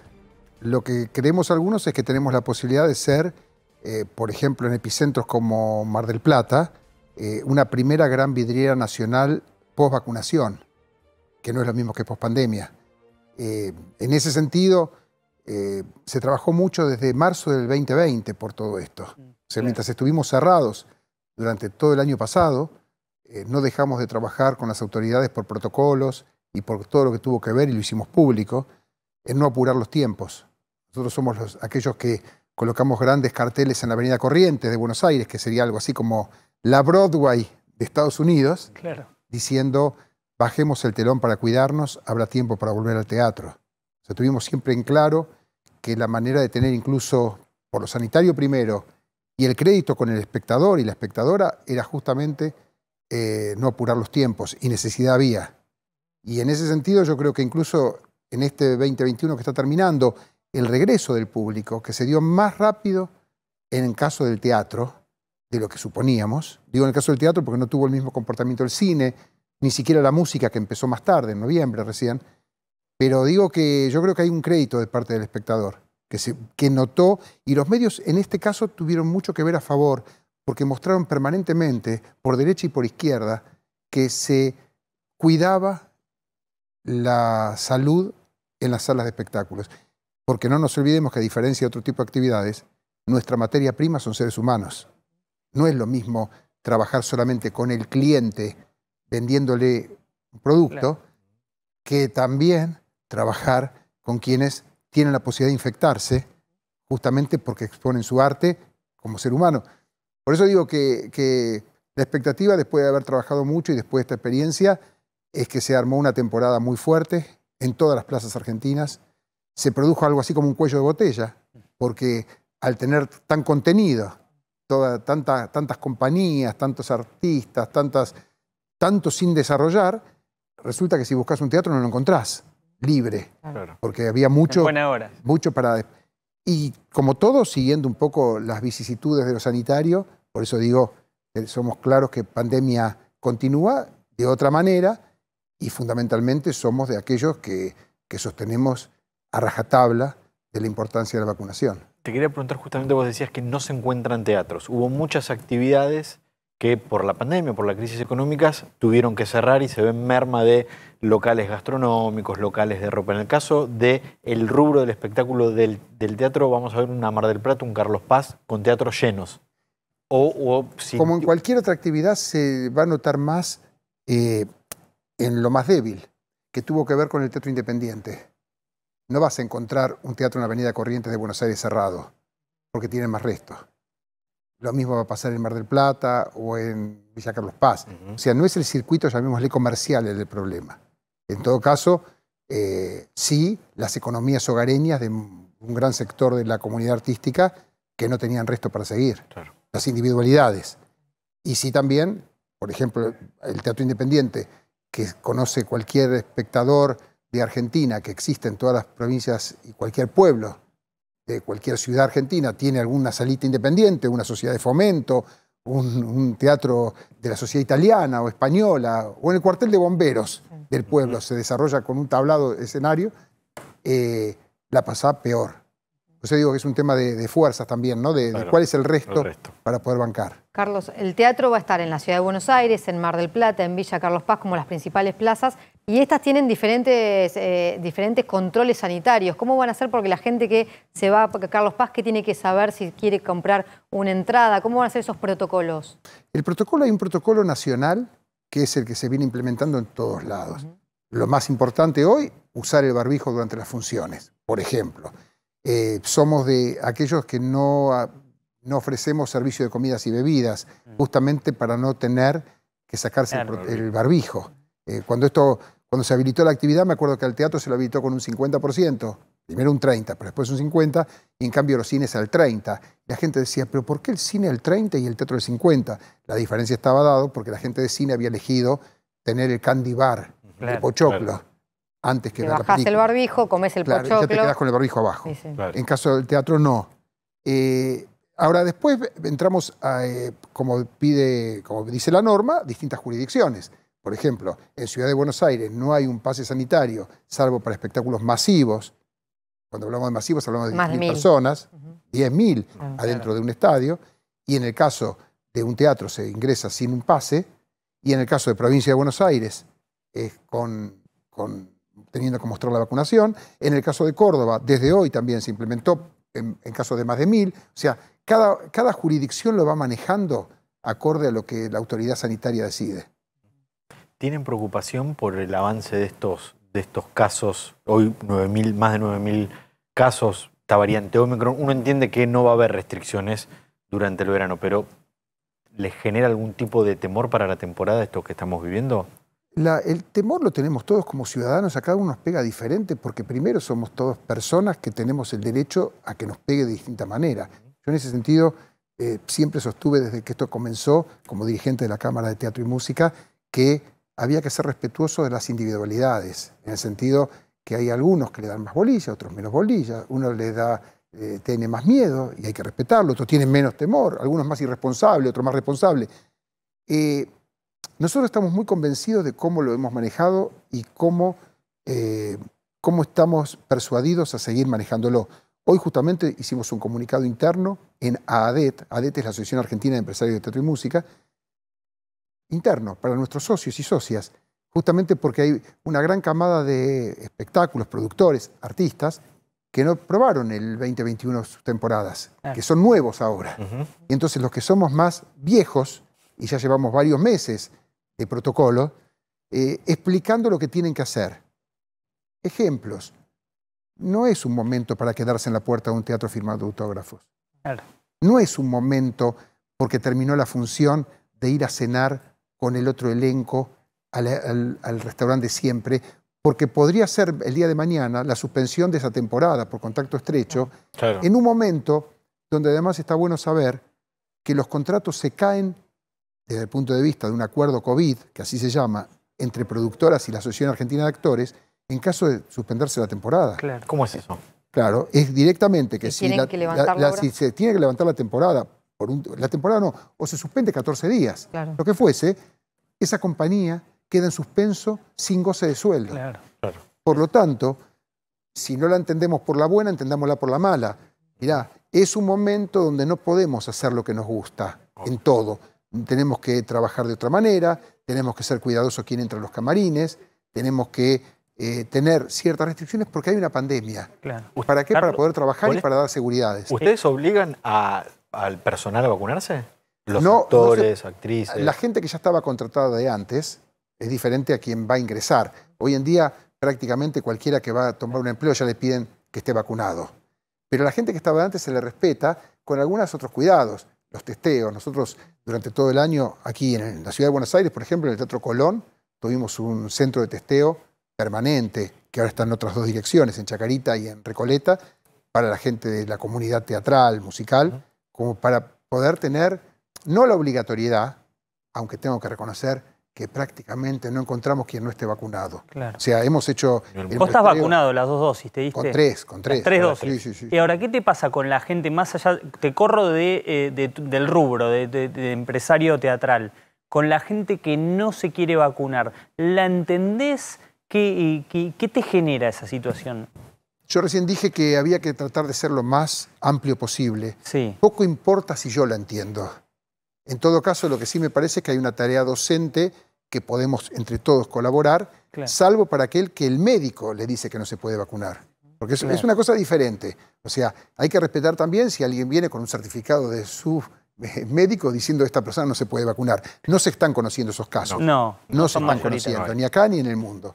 Ahora, es muy sencillo. El otro día alguien me decía, pero ¿por qué no me vas a dejar entrar al teatro si no tengo 2 dosis de vacuna? O una, en caso que no hayan pasado 6 semanas de la primera. Claro. En realidad lo del pase sanitario lo han explicado muy bien. A nosotros por lo menos nos han dicho claramente que lo que se busca es convencer a seguir vacunando. Claro. Y fíjense ustedes que en provincia de Buenos Aires, en el caso de Mar del Plata, por ejemplo, hay distintas postas de vacunación. Y si vos te vacunás a las 8, podés entrar al teatro a las 8:10.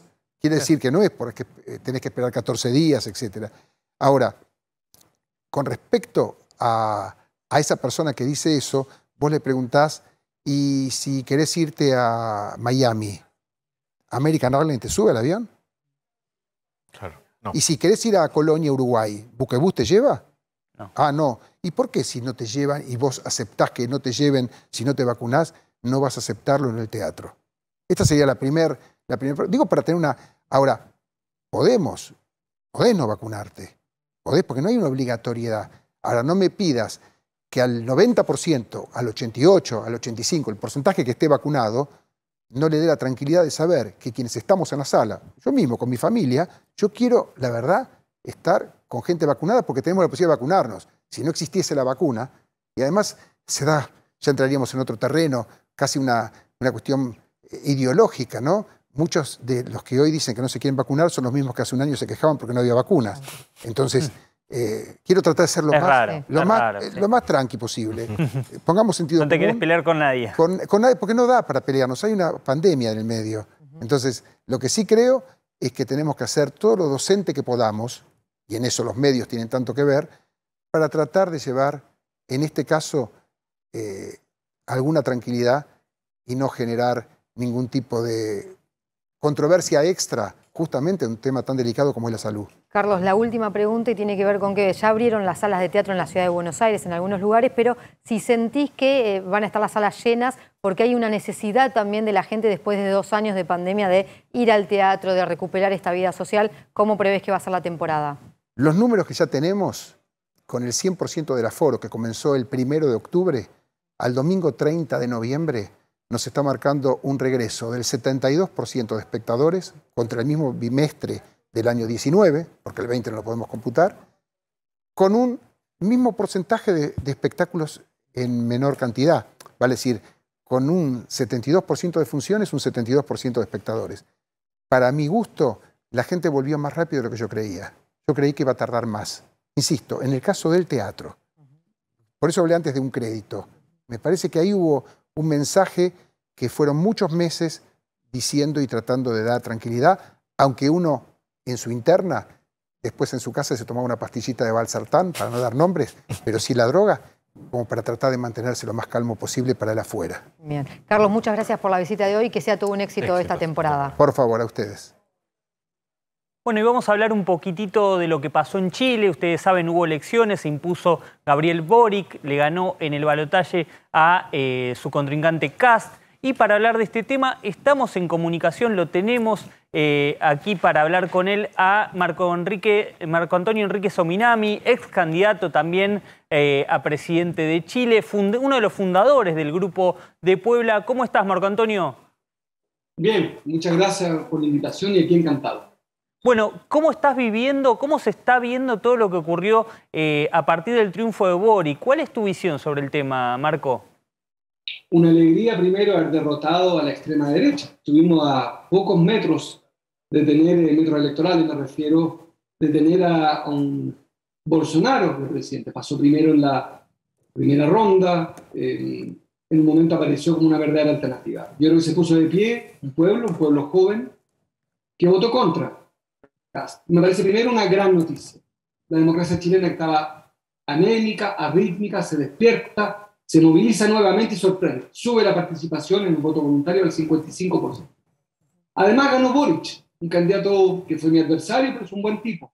Alguien que creo que es un moderado, que tiene ganas de hacer cambio. Yo tengo otro programa de gobierno, pero ganó él. Y él ganó con una enorme votación, porque había una cosa contra la derecha, pero también propia de él, de saber unir a la oposición. Nos reunió a todos. A moros y cristianos de oposición estuvimos con él y ganó. Y hoy día tenemos un presidente electo que va a enfrentar mareas difíciles, que tienen que ver no solamente con habilidades blandas, que las tiene, sino también con la economía. Chile dejó de ser una economía en el barrio, en términos comparativos, privilegiada. Es una economía golpeada y va a ser muy difícil porque hay una gran demanda. Y termino con una reflexión. Chile tuvo, en el gobierno del incompetente Piñera, una enorme inyección de liquidez, de plata, de dinero, de dólares al bolsillo de los chilenos, por el paquete fiscal que impusimos al gobierno, pero también por los retiros de los fondos de pensiones, que escuchen bien, suman 50.000 millones de dólares. Más 18.000 de Piñera da 68.000 millones de dólares. O sea, casi 25% de la economía al bolsillo de los compatriotas. Eso no va a estar en marzo. Y como ustedes saben, al igual que nosotros, la pandemia acecha. Ominami, la pregunta es qué es lo que se viene ahora, porque esta elección también se metió en la grieta de Argentina, incluso ¿no? Se estaba preguntando, nos estábamos preguntando y estaban diciendo, bueno, se viene el comunismo, es Venezuela, ¿qué es Boric y qué se viene ahora en Chile? Mi apellido es Enrique Sominami, díganme Marco, que es más fácil, un apellido compuesto que es una pesadilla, así que Marco es más corto, pero ahí muy al hueso. Yo creo que primero son manipulaciones mediáticas. Chile está en crisis, porque está gobernando la derecha. En materia de inmigración, de narcotráfico, desigualdad, pobreza, previo a la pandemia. Y con la pandemia tenemos un inútil de presidente, un incompetente vinculado a un acto de corrupción, está con arraigo. No puede salir de Chile, está con una imputación penal por fraude tributario por los Pandora Papers. Está vinculado al mayor hecho de corrupción de nuestra historia. Entonces, esta idea de que vendría una crisis y ya estamos en crisis. No va a haber crisis porque ya estamos. No hay un problema, ya estamos en un problema. No va a haber una crisis económica si estamos en crisis económica, producto de la incompetencia de este gobierno. Por tanto, esta idea de, viene, en Chile decimos, no sé cómo dicen ustedes, el cuco, viene el mal, no, si ya estamos con un verdadero problema. Yo creo lo contrario, que si el presidente Boric actúa firmemente en la economía, no solamente en lo simbólico, en lo sustantivo, en los derechos civiles, sino en la economía, en la nueva economía post-pandemia y durante la pandemia, creo que vamos a estabilizar una sociedad que rompió su pacto de convivencia. Nosotros los chilenos y chilenas rompimos el pacto de convivencia. Por eso tenemos un pacto constituyente. Estamos en una nueva constituyente porque no estamos de acuerdo en cómo queremos vivir juntos. Marco, el domingo a la noche se vio mucha gente en las calles festejando el triunfo de Boric, mucha gente muy esperanzada. La esperanza es algo que en política es un capital difícil de conservar. ¿Qué es lo que crees que cómo deben ser los primeros meses de gobierno de Boric, que es donde se depositan, donde se lo ve principalmente siempre un nuevo gobierno? ¿Y cuáles son las primeras medidas que más urgentemente debería tomar? Yo creo que gobernar es vacunar hoy en día. Va a tener que vacunar, porque claramente sigue el problema de la vacuna en marzo, va a seguir. Creo que va a tener que después resolver muy rápidamente la protección social, porque, insisto, Chile estamos viviendo una ilusión. El rebote económico, al igual que Argentina, el de Argentina es aún más fuerte que el nuestro, pero el nuestro es importante también, de 6 puntos, se mezcla con la inyección de liquidez, de dinero, producto de lo que les conté antes. 68.000 millones de dólares al bolsillo de un país de 19 millones de habitantes es mucho dinero. Piense usted que la mitad de Chile gana menos de $450. Estamos hablando de que hay 68.000 millones de dólares inyectados. Los retiros de fondos de pensiones pueden haber sumado, por ejemplo, alguien que ha hecho los 3 retiros de clase media, puede haber sumado fácilmente $20.000. Entonces estamos en un momento anómalo, eso en marzo se va a acabar. Por lo tanto, el título de la canción se llama, a mi juicio, trabajo, empleo. En América Latina y el Caribe, ustedes lo saben, se perdieron 44 millones de empleos por la pandemia. Es la crisis del siglo en materia de empleo. Y Chile también necesita empleo. Y Chile no va a crecer sobre el 3%, y cuando no crece a 3%, Chile no crea suficiente empleo. Por tanto, va a crecer a 2 puntos, vas a necesitar más Estado y hay menos plata, menos dinero. Es un desafío el de Boric, a mi juicio el de la economía, y eso va a ser muy intenso a partir de marzo. Confío en que tome las decisiones correctas. Tomó ideas de cada una de las candidaturas que no ganamos, tomó ideas mías, tomó ideas de la senadora Proboste, demócrata cristiana, que haga lo que creo pide Chile, que es transformar Chile, también proteger a los más pobres, y eso es un deporte muy difícil en tiempos de pandemia.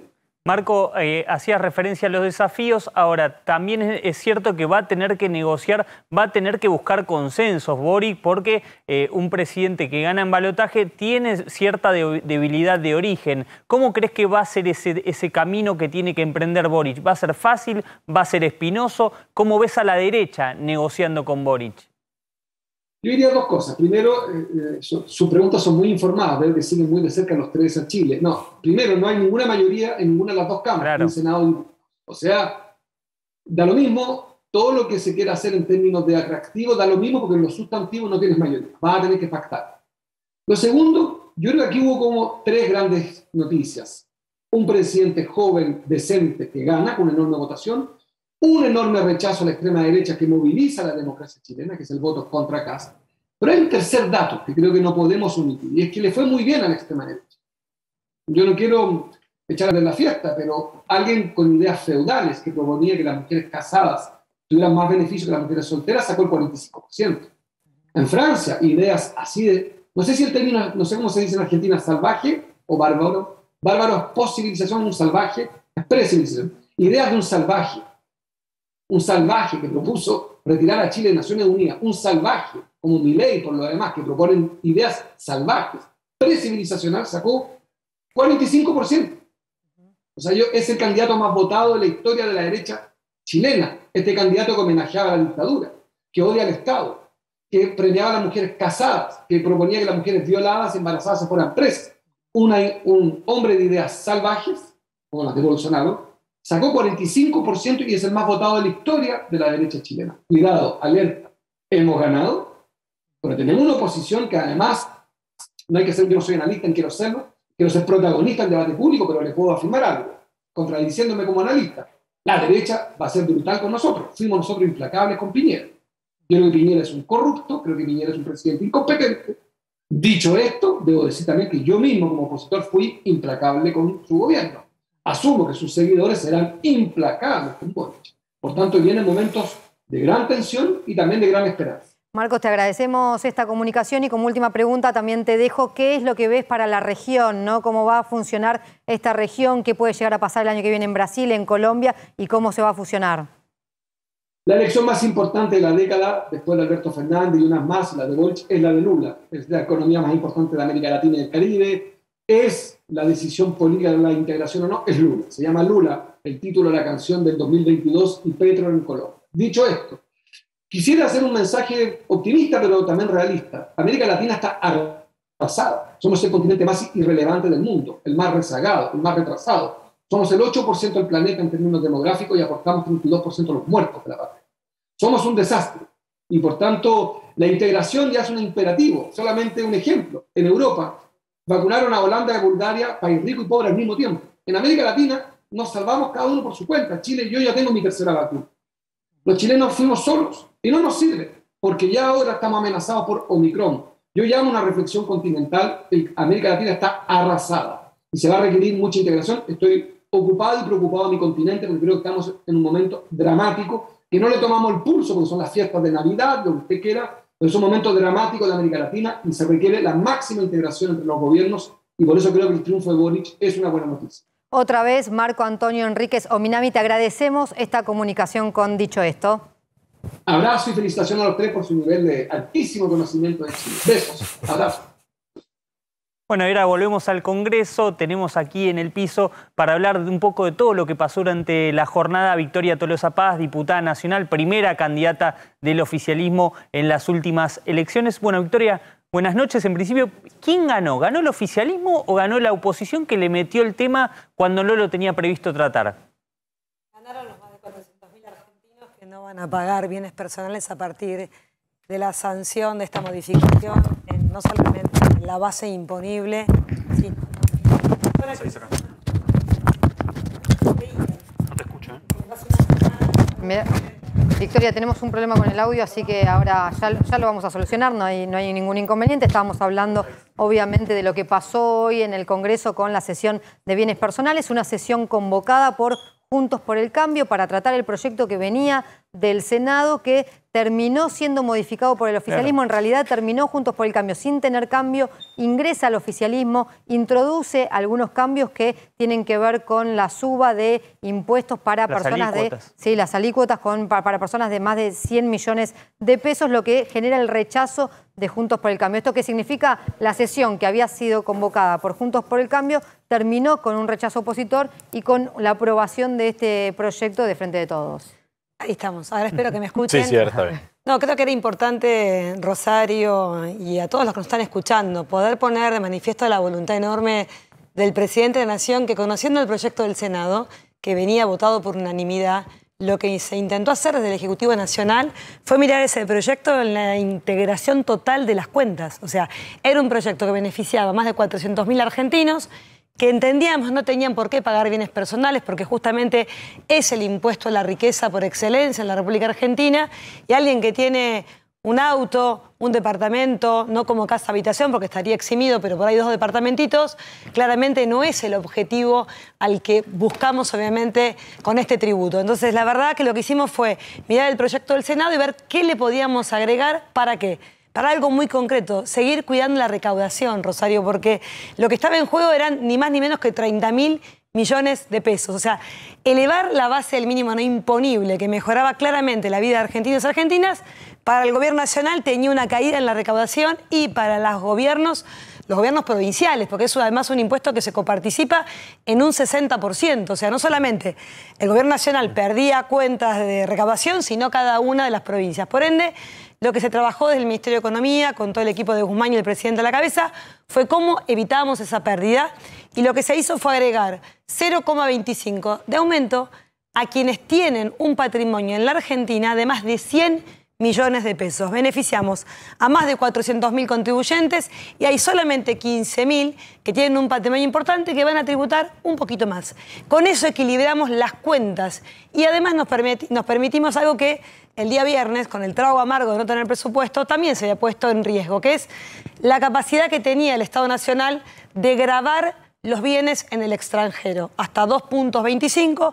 Acá no se agrega nada, es algo, una facultad que ya teníamos, pero al caerse el presupuesto se nos caía esa herramienta. La pregunta también es por qué no se trató antes y por qué tuvo que ser Juntos por el Cambio el que lleve el presupuesto a la sesión. Rosario, nosotros lo dijimos, hasta el 31 de diciembre nosotros teníamos obviamente el plazo de la prórroga de las sesiones ordinarias en la Cámara de Diputados y hace una semana en la Comisión de Presupuesto y Hacienda lo habíamos anticipado. Solamente que ellos no creían que estábamos trabajando con mejoras del proyecto del Senado, se confiaron, nos apuraron, nuestra voluntad era llamar a una sesión esta semana para poder justamente terminar de definir un proyecto que fuera justamente buscando el equilibrio fiscal. Fíjate la contradicción de Cambiemos. Todo el tiempo nos señalaron que no nos apoyaban con el presupuesto porque no mirábamos el déficit. En un proyecto como este miramos, por un lado, el bolsillo de argentinos y argentinas, pero por otro lado, claramente, no agravar el déficit fiscal y no perder capacidad de recaudación.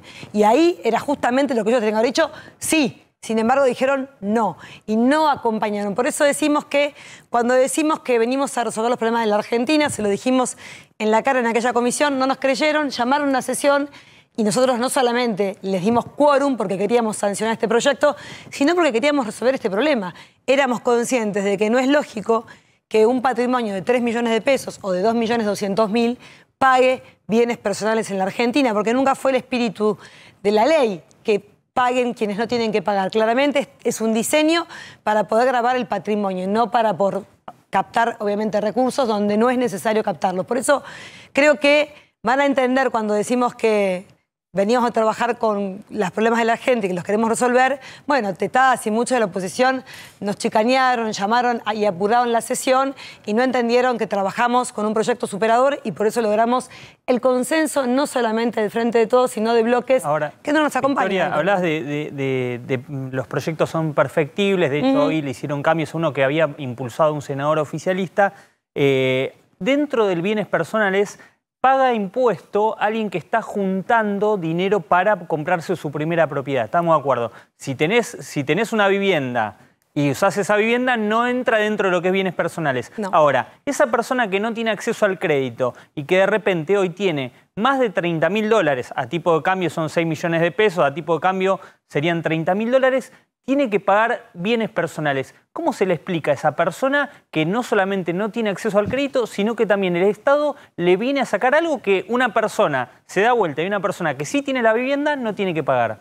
Bueno, en principio, Nacho, vos sabés perfectamente que esta Argentina de desigualdades sociales es una Argentina que tenemos que modificar todos los días y que si vos preguntás a mí, claramente cuando la economía de la Argentina repunte como está repuntando, pero se consolida en el tiempo el crecimiento y la redistribución, claramente vamos a llegar a un momento en donde la base de este mínimo no imponible va a ser claramente superior a la que tenemos hoy. Nosotros todo el tiempo miramos cuánto podemos subir para no perder claramente capacidad de recaudación que necesita el fisco argentino para seguir. Pero hay muchísimas situaciones injustas en la República Argentina. Mira, es injusto que quienes lamentablemente menos tienen, los trabajadores formales, tributen IVA como sectores que tienen una amplia capacidad contributiva. Es el impuesto regresivo por excelencia que es el IVA y hay que trabajar para ir justamente a un esquema siempre de mayor progresividad. Por eso decimos, hoy dimos un gran paso. Posiblemente en los años venideros, cuando la Argentina empiece un camino de estabilización macroeconómica, vayamos corrigiendo algunos todavía de las injusticias que pesan en la matriz impositiva de la Argentina. Claramente el escenario de bienes personales está puesto en gravar los grandes patrimonios en la Argentina. E hicimos algo muy importante al volver a poner el artículo 82 en esta ley de hoy, que es lo que el viernes no nos votaron, que es ni más ni menos que el Estado Nacional pueda seguir gravando el patrimonio en el exterior, porque también te digo que tiene mucha lógica que los bienes en la Argentina hoy tributan por más de 100 millones de pesos hasta 1.50, pero en el exterior llegamos a 2.25. Hay una mayor presión tributaria porque necesitamos que esas personas en todos casos se desprendan del patrimonio del extranjero y sigan invirtiendo en este país, sigan apostando a desarrollar mucho sector inmobiliario que piensa, bueno, en definitiva vendo lo que tengo allá para tener una rentabilidad acá y pago menos tributos. Bueno, esa escalerita de progresividad se hace con decisión política y yo creo que lo que pasó hoy fue sumamente para nosotros alentador de lo que tenemos que hacer, con diálogo, con consenso, con un trabajo muy importante que hizo el presidente de la Cámara de Diputados, Sergio Massa, y Máximo Kirchner, en total sintonía con el equipo económico, con Martín Guzmán, con Roberto Arias, con quienes permanentemente monitorearon cómo y de qué manera había que llegar a un acuerdo. Eso no pasó con el presupuesto. Bueno, yo creo que pasó. Lo que pasa es que en todo caso aprendemos, gracias a Dios, de algunas de las piedras con las que nos tropezamos.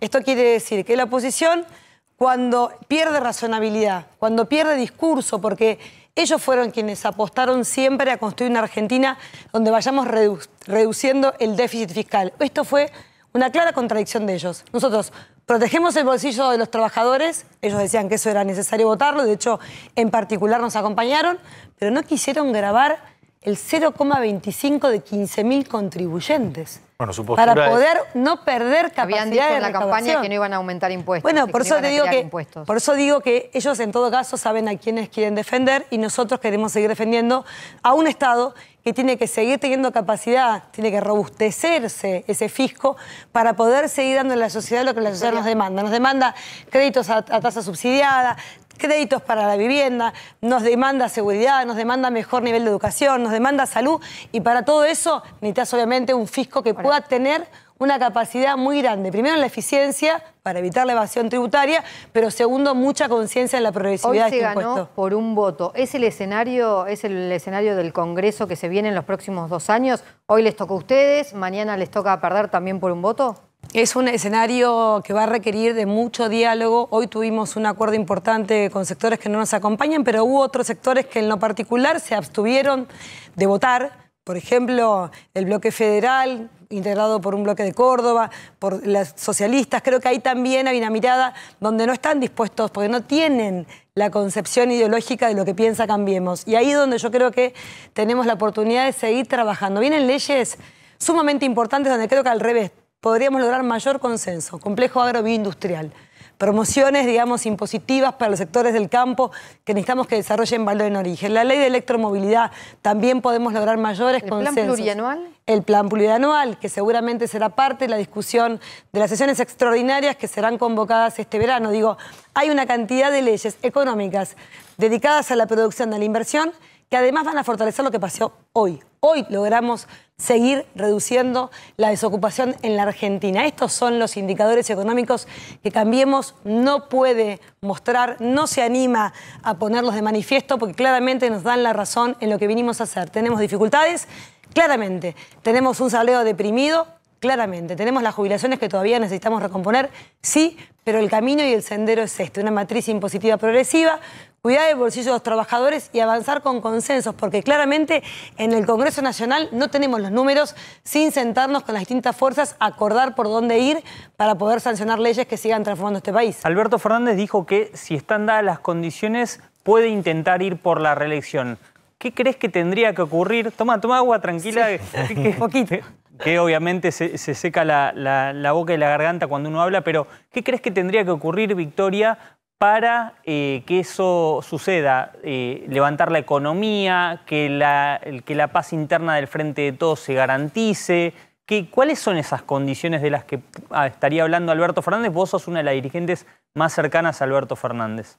Creo que poder demostrar que aquel contrato social que firmamos el 10 de diciembre del 2019, cuando dijimos que íbamos a encender la economía, que íbamos a generar empleo, que íbamos a generar salarios dignos, que íbamos a mejorar la calidad de vida de 45 millones de argentinos y argentinas, se tiene que poder notar adentro de cada uno de los hogares.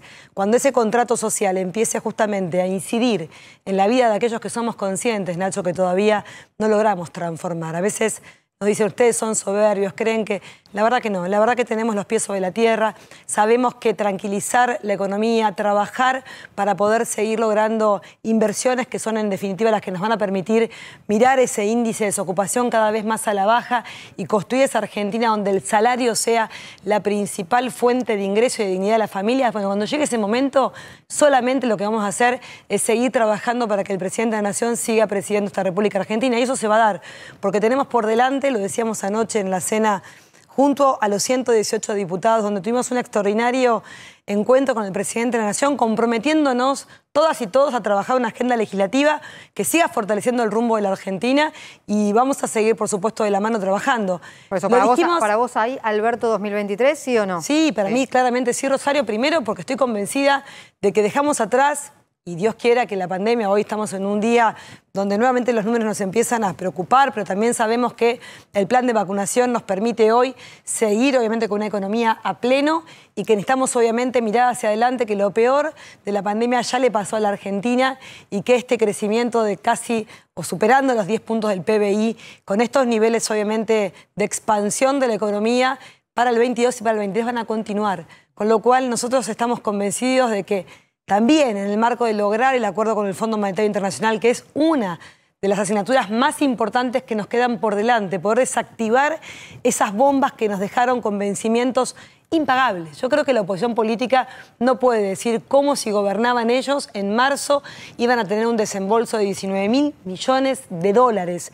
Esto es lo que nos dejaron quienes se fueron y nosotros vamos a ir desactivando esas bombas con mucha responsabilidad, con la tranquilidad de saber que en el 23 vamos a poder seguir validando ese contrato social porque estoy convencida de que en 2 años vamos a poder transformar la vida de quienes siguen esperanzados en que este gobierno transforme esas vidas. Gracias, Victoria Tolosa Paz. Nosotros hacemos una pequeñísima pausa. No se muevan de ahí que ya volvemos.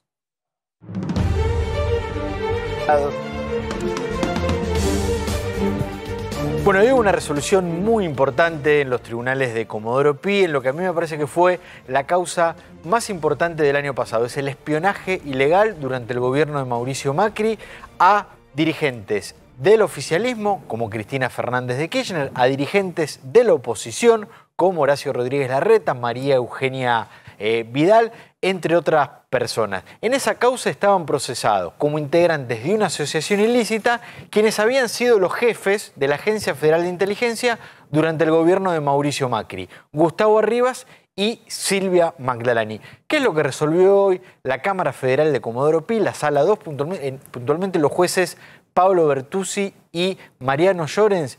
Que hubo espionaje ilegal, pero que no hubo una asociación ilícita. Que en todos los casos de espionaje a Cristina Kirchner, Horacio Rodríguez Larreta, Diego Santilli, Hugo Moyano, no se pudo determinar que hubo un plan masivo de inteligencia ilegal que partió desde las autoridades de la AFI. Lo que la Cámara dijo fue, tenemos un montón de casos de espionaje ilegal, pero no tenemos un hilo conductor. Para tratar de llegar a un hilo conductor, la causa se tiene que profundizar. Tiene que haber más medidas de prueba. Se tiene que escuchar a más testigos de la Agencia Federal de Inteligencia y se tiene que hacer un entrecruzamiento de llamados entre todos los involucrados para saber si esa prueba puede determinar que haya existido una connivencia o un plan dirigido desde la AFI. Se descartó, como contábamos, que haya existido una asociación ilícita. Entre los personajes más importantes, ¿qué fue lo que dijo la Cámara? A Gustavo Arribas le revocamos el procesamiento. No tenemos determinado en esta instancia que Gustavo Arribas haya dado órdenes de que se espíe legalmente a todas las víctimas. ¿Qué fue lo que ocurrió con el caso de Silvia Magdalani, que era la más comprometida? Porque en la investigación que hizo la Justicia Federal de Lomas de Zamora, en las conversaciones entre los espías se hablaba, este pedido de espionaje lo solicitó Silvia Magdalani. Ellos hablaban, los espías hablaban en la jerga de la señora 8, que es como se conoce a quien es el subjefe o la subjefa de la AFI. Con respecto a esto, la Cámara Federal dijo, este es un cuadro distinto al de Arribas, pero tampoco podemos hablar de que Silvia Magdalani haya directamente ordenado estos espionajes. Sí, Silvia Magdalani cometió el delito de abuso de autoridad y violación de los deberes de funcionario público. Es una situación, digamos, por esta prueba un poco rara, porque vos tenés a muchos espías diciendo esto me lo pidió Silvia, esto me lo pidió Magdalani, y la Cámara dice no tenemos el espionaje de parte de ella. Ahora, ¿esto puede influir en Mauricio Macri, en la figura de Mauricio Macri? Porque en principio iban por Magdalani Arribas. ¿Puede tener un impacto en la acusación contra Macri? Y a favor de Macri. Claro. Porque si la Cámara está diciendo acá no tenemos una asociación ilícita, lo que vos estás haciendo es, en vez de ir por más involucrados, bajar. La Cámara dice hay que seguir investigando.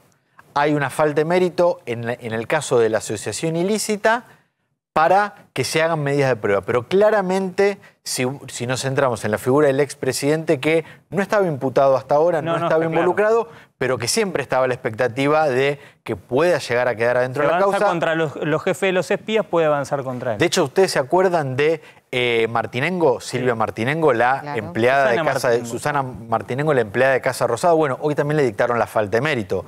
Quedó por el momento fuera de la causa. A Darío Nieto, secretario privado de Macri, que tenía una falta de mérito, esa falta de mérito fue confirmada. Hubo un juez, Eduardo Fara, que votó en disidencia. Él dijo que sí estaba comprobada la asociación ilícita, sí estaba comprobado el espionaje ilegal de Gustavo Arribas y de Silvia Magdanelli. Lo confirmó. Esto ya quedará para unas futuras apelaciones a la Cámara de Casación. Muy bien. Angulo, Ortelli, hemos llegado al final de Dicho Esto. Nos volvemos a encontrar mañana a las 8 de la noche.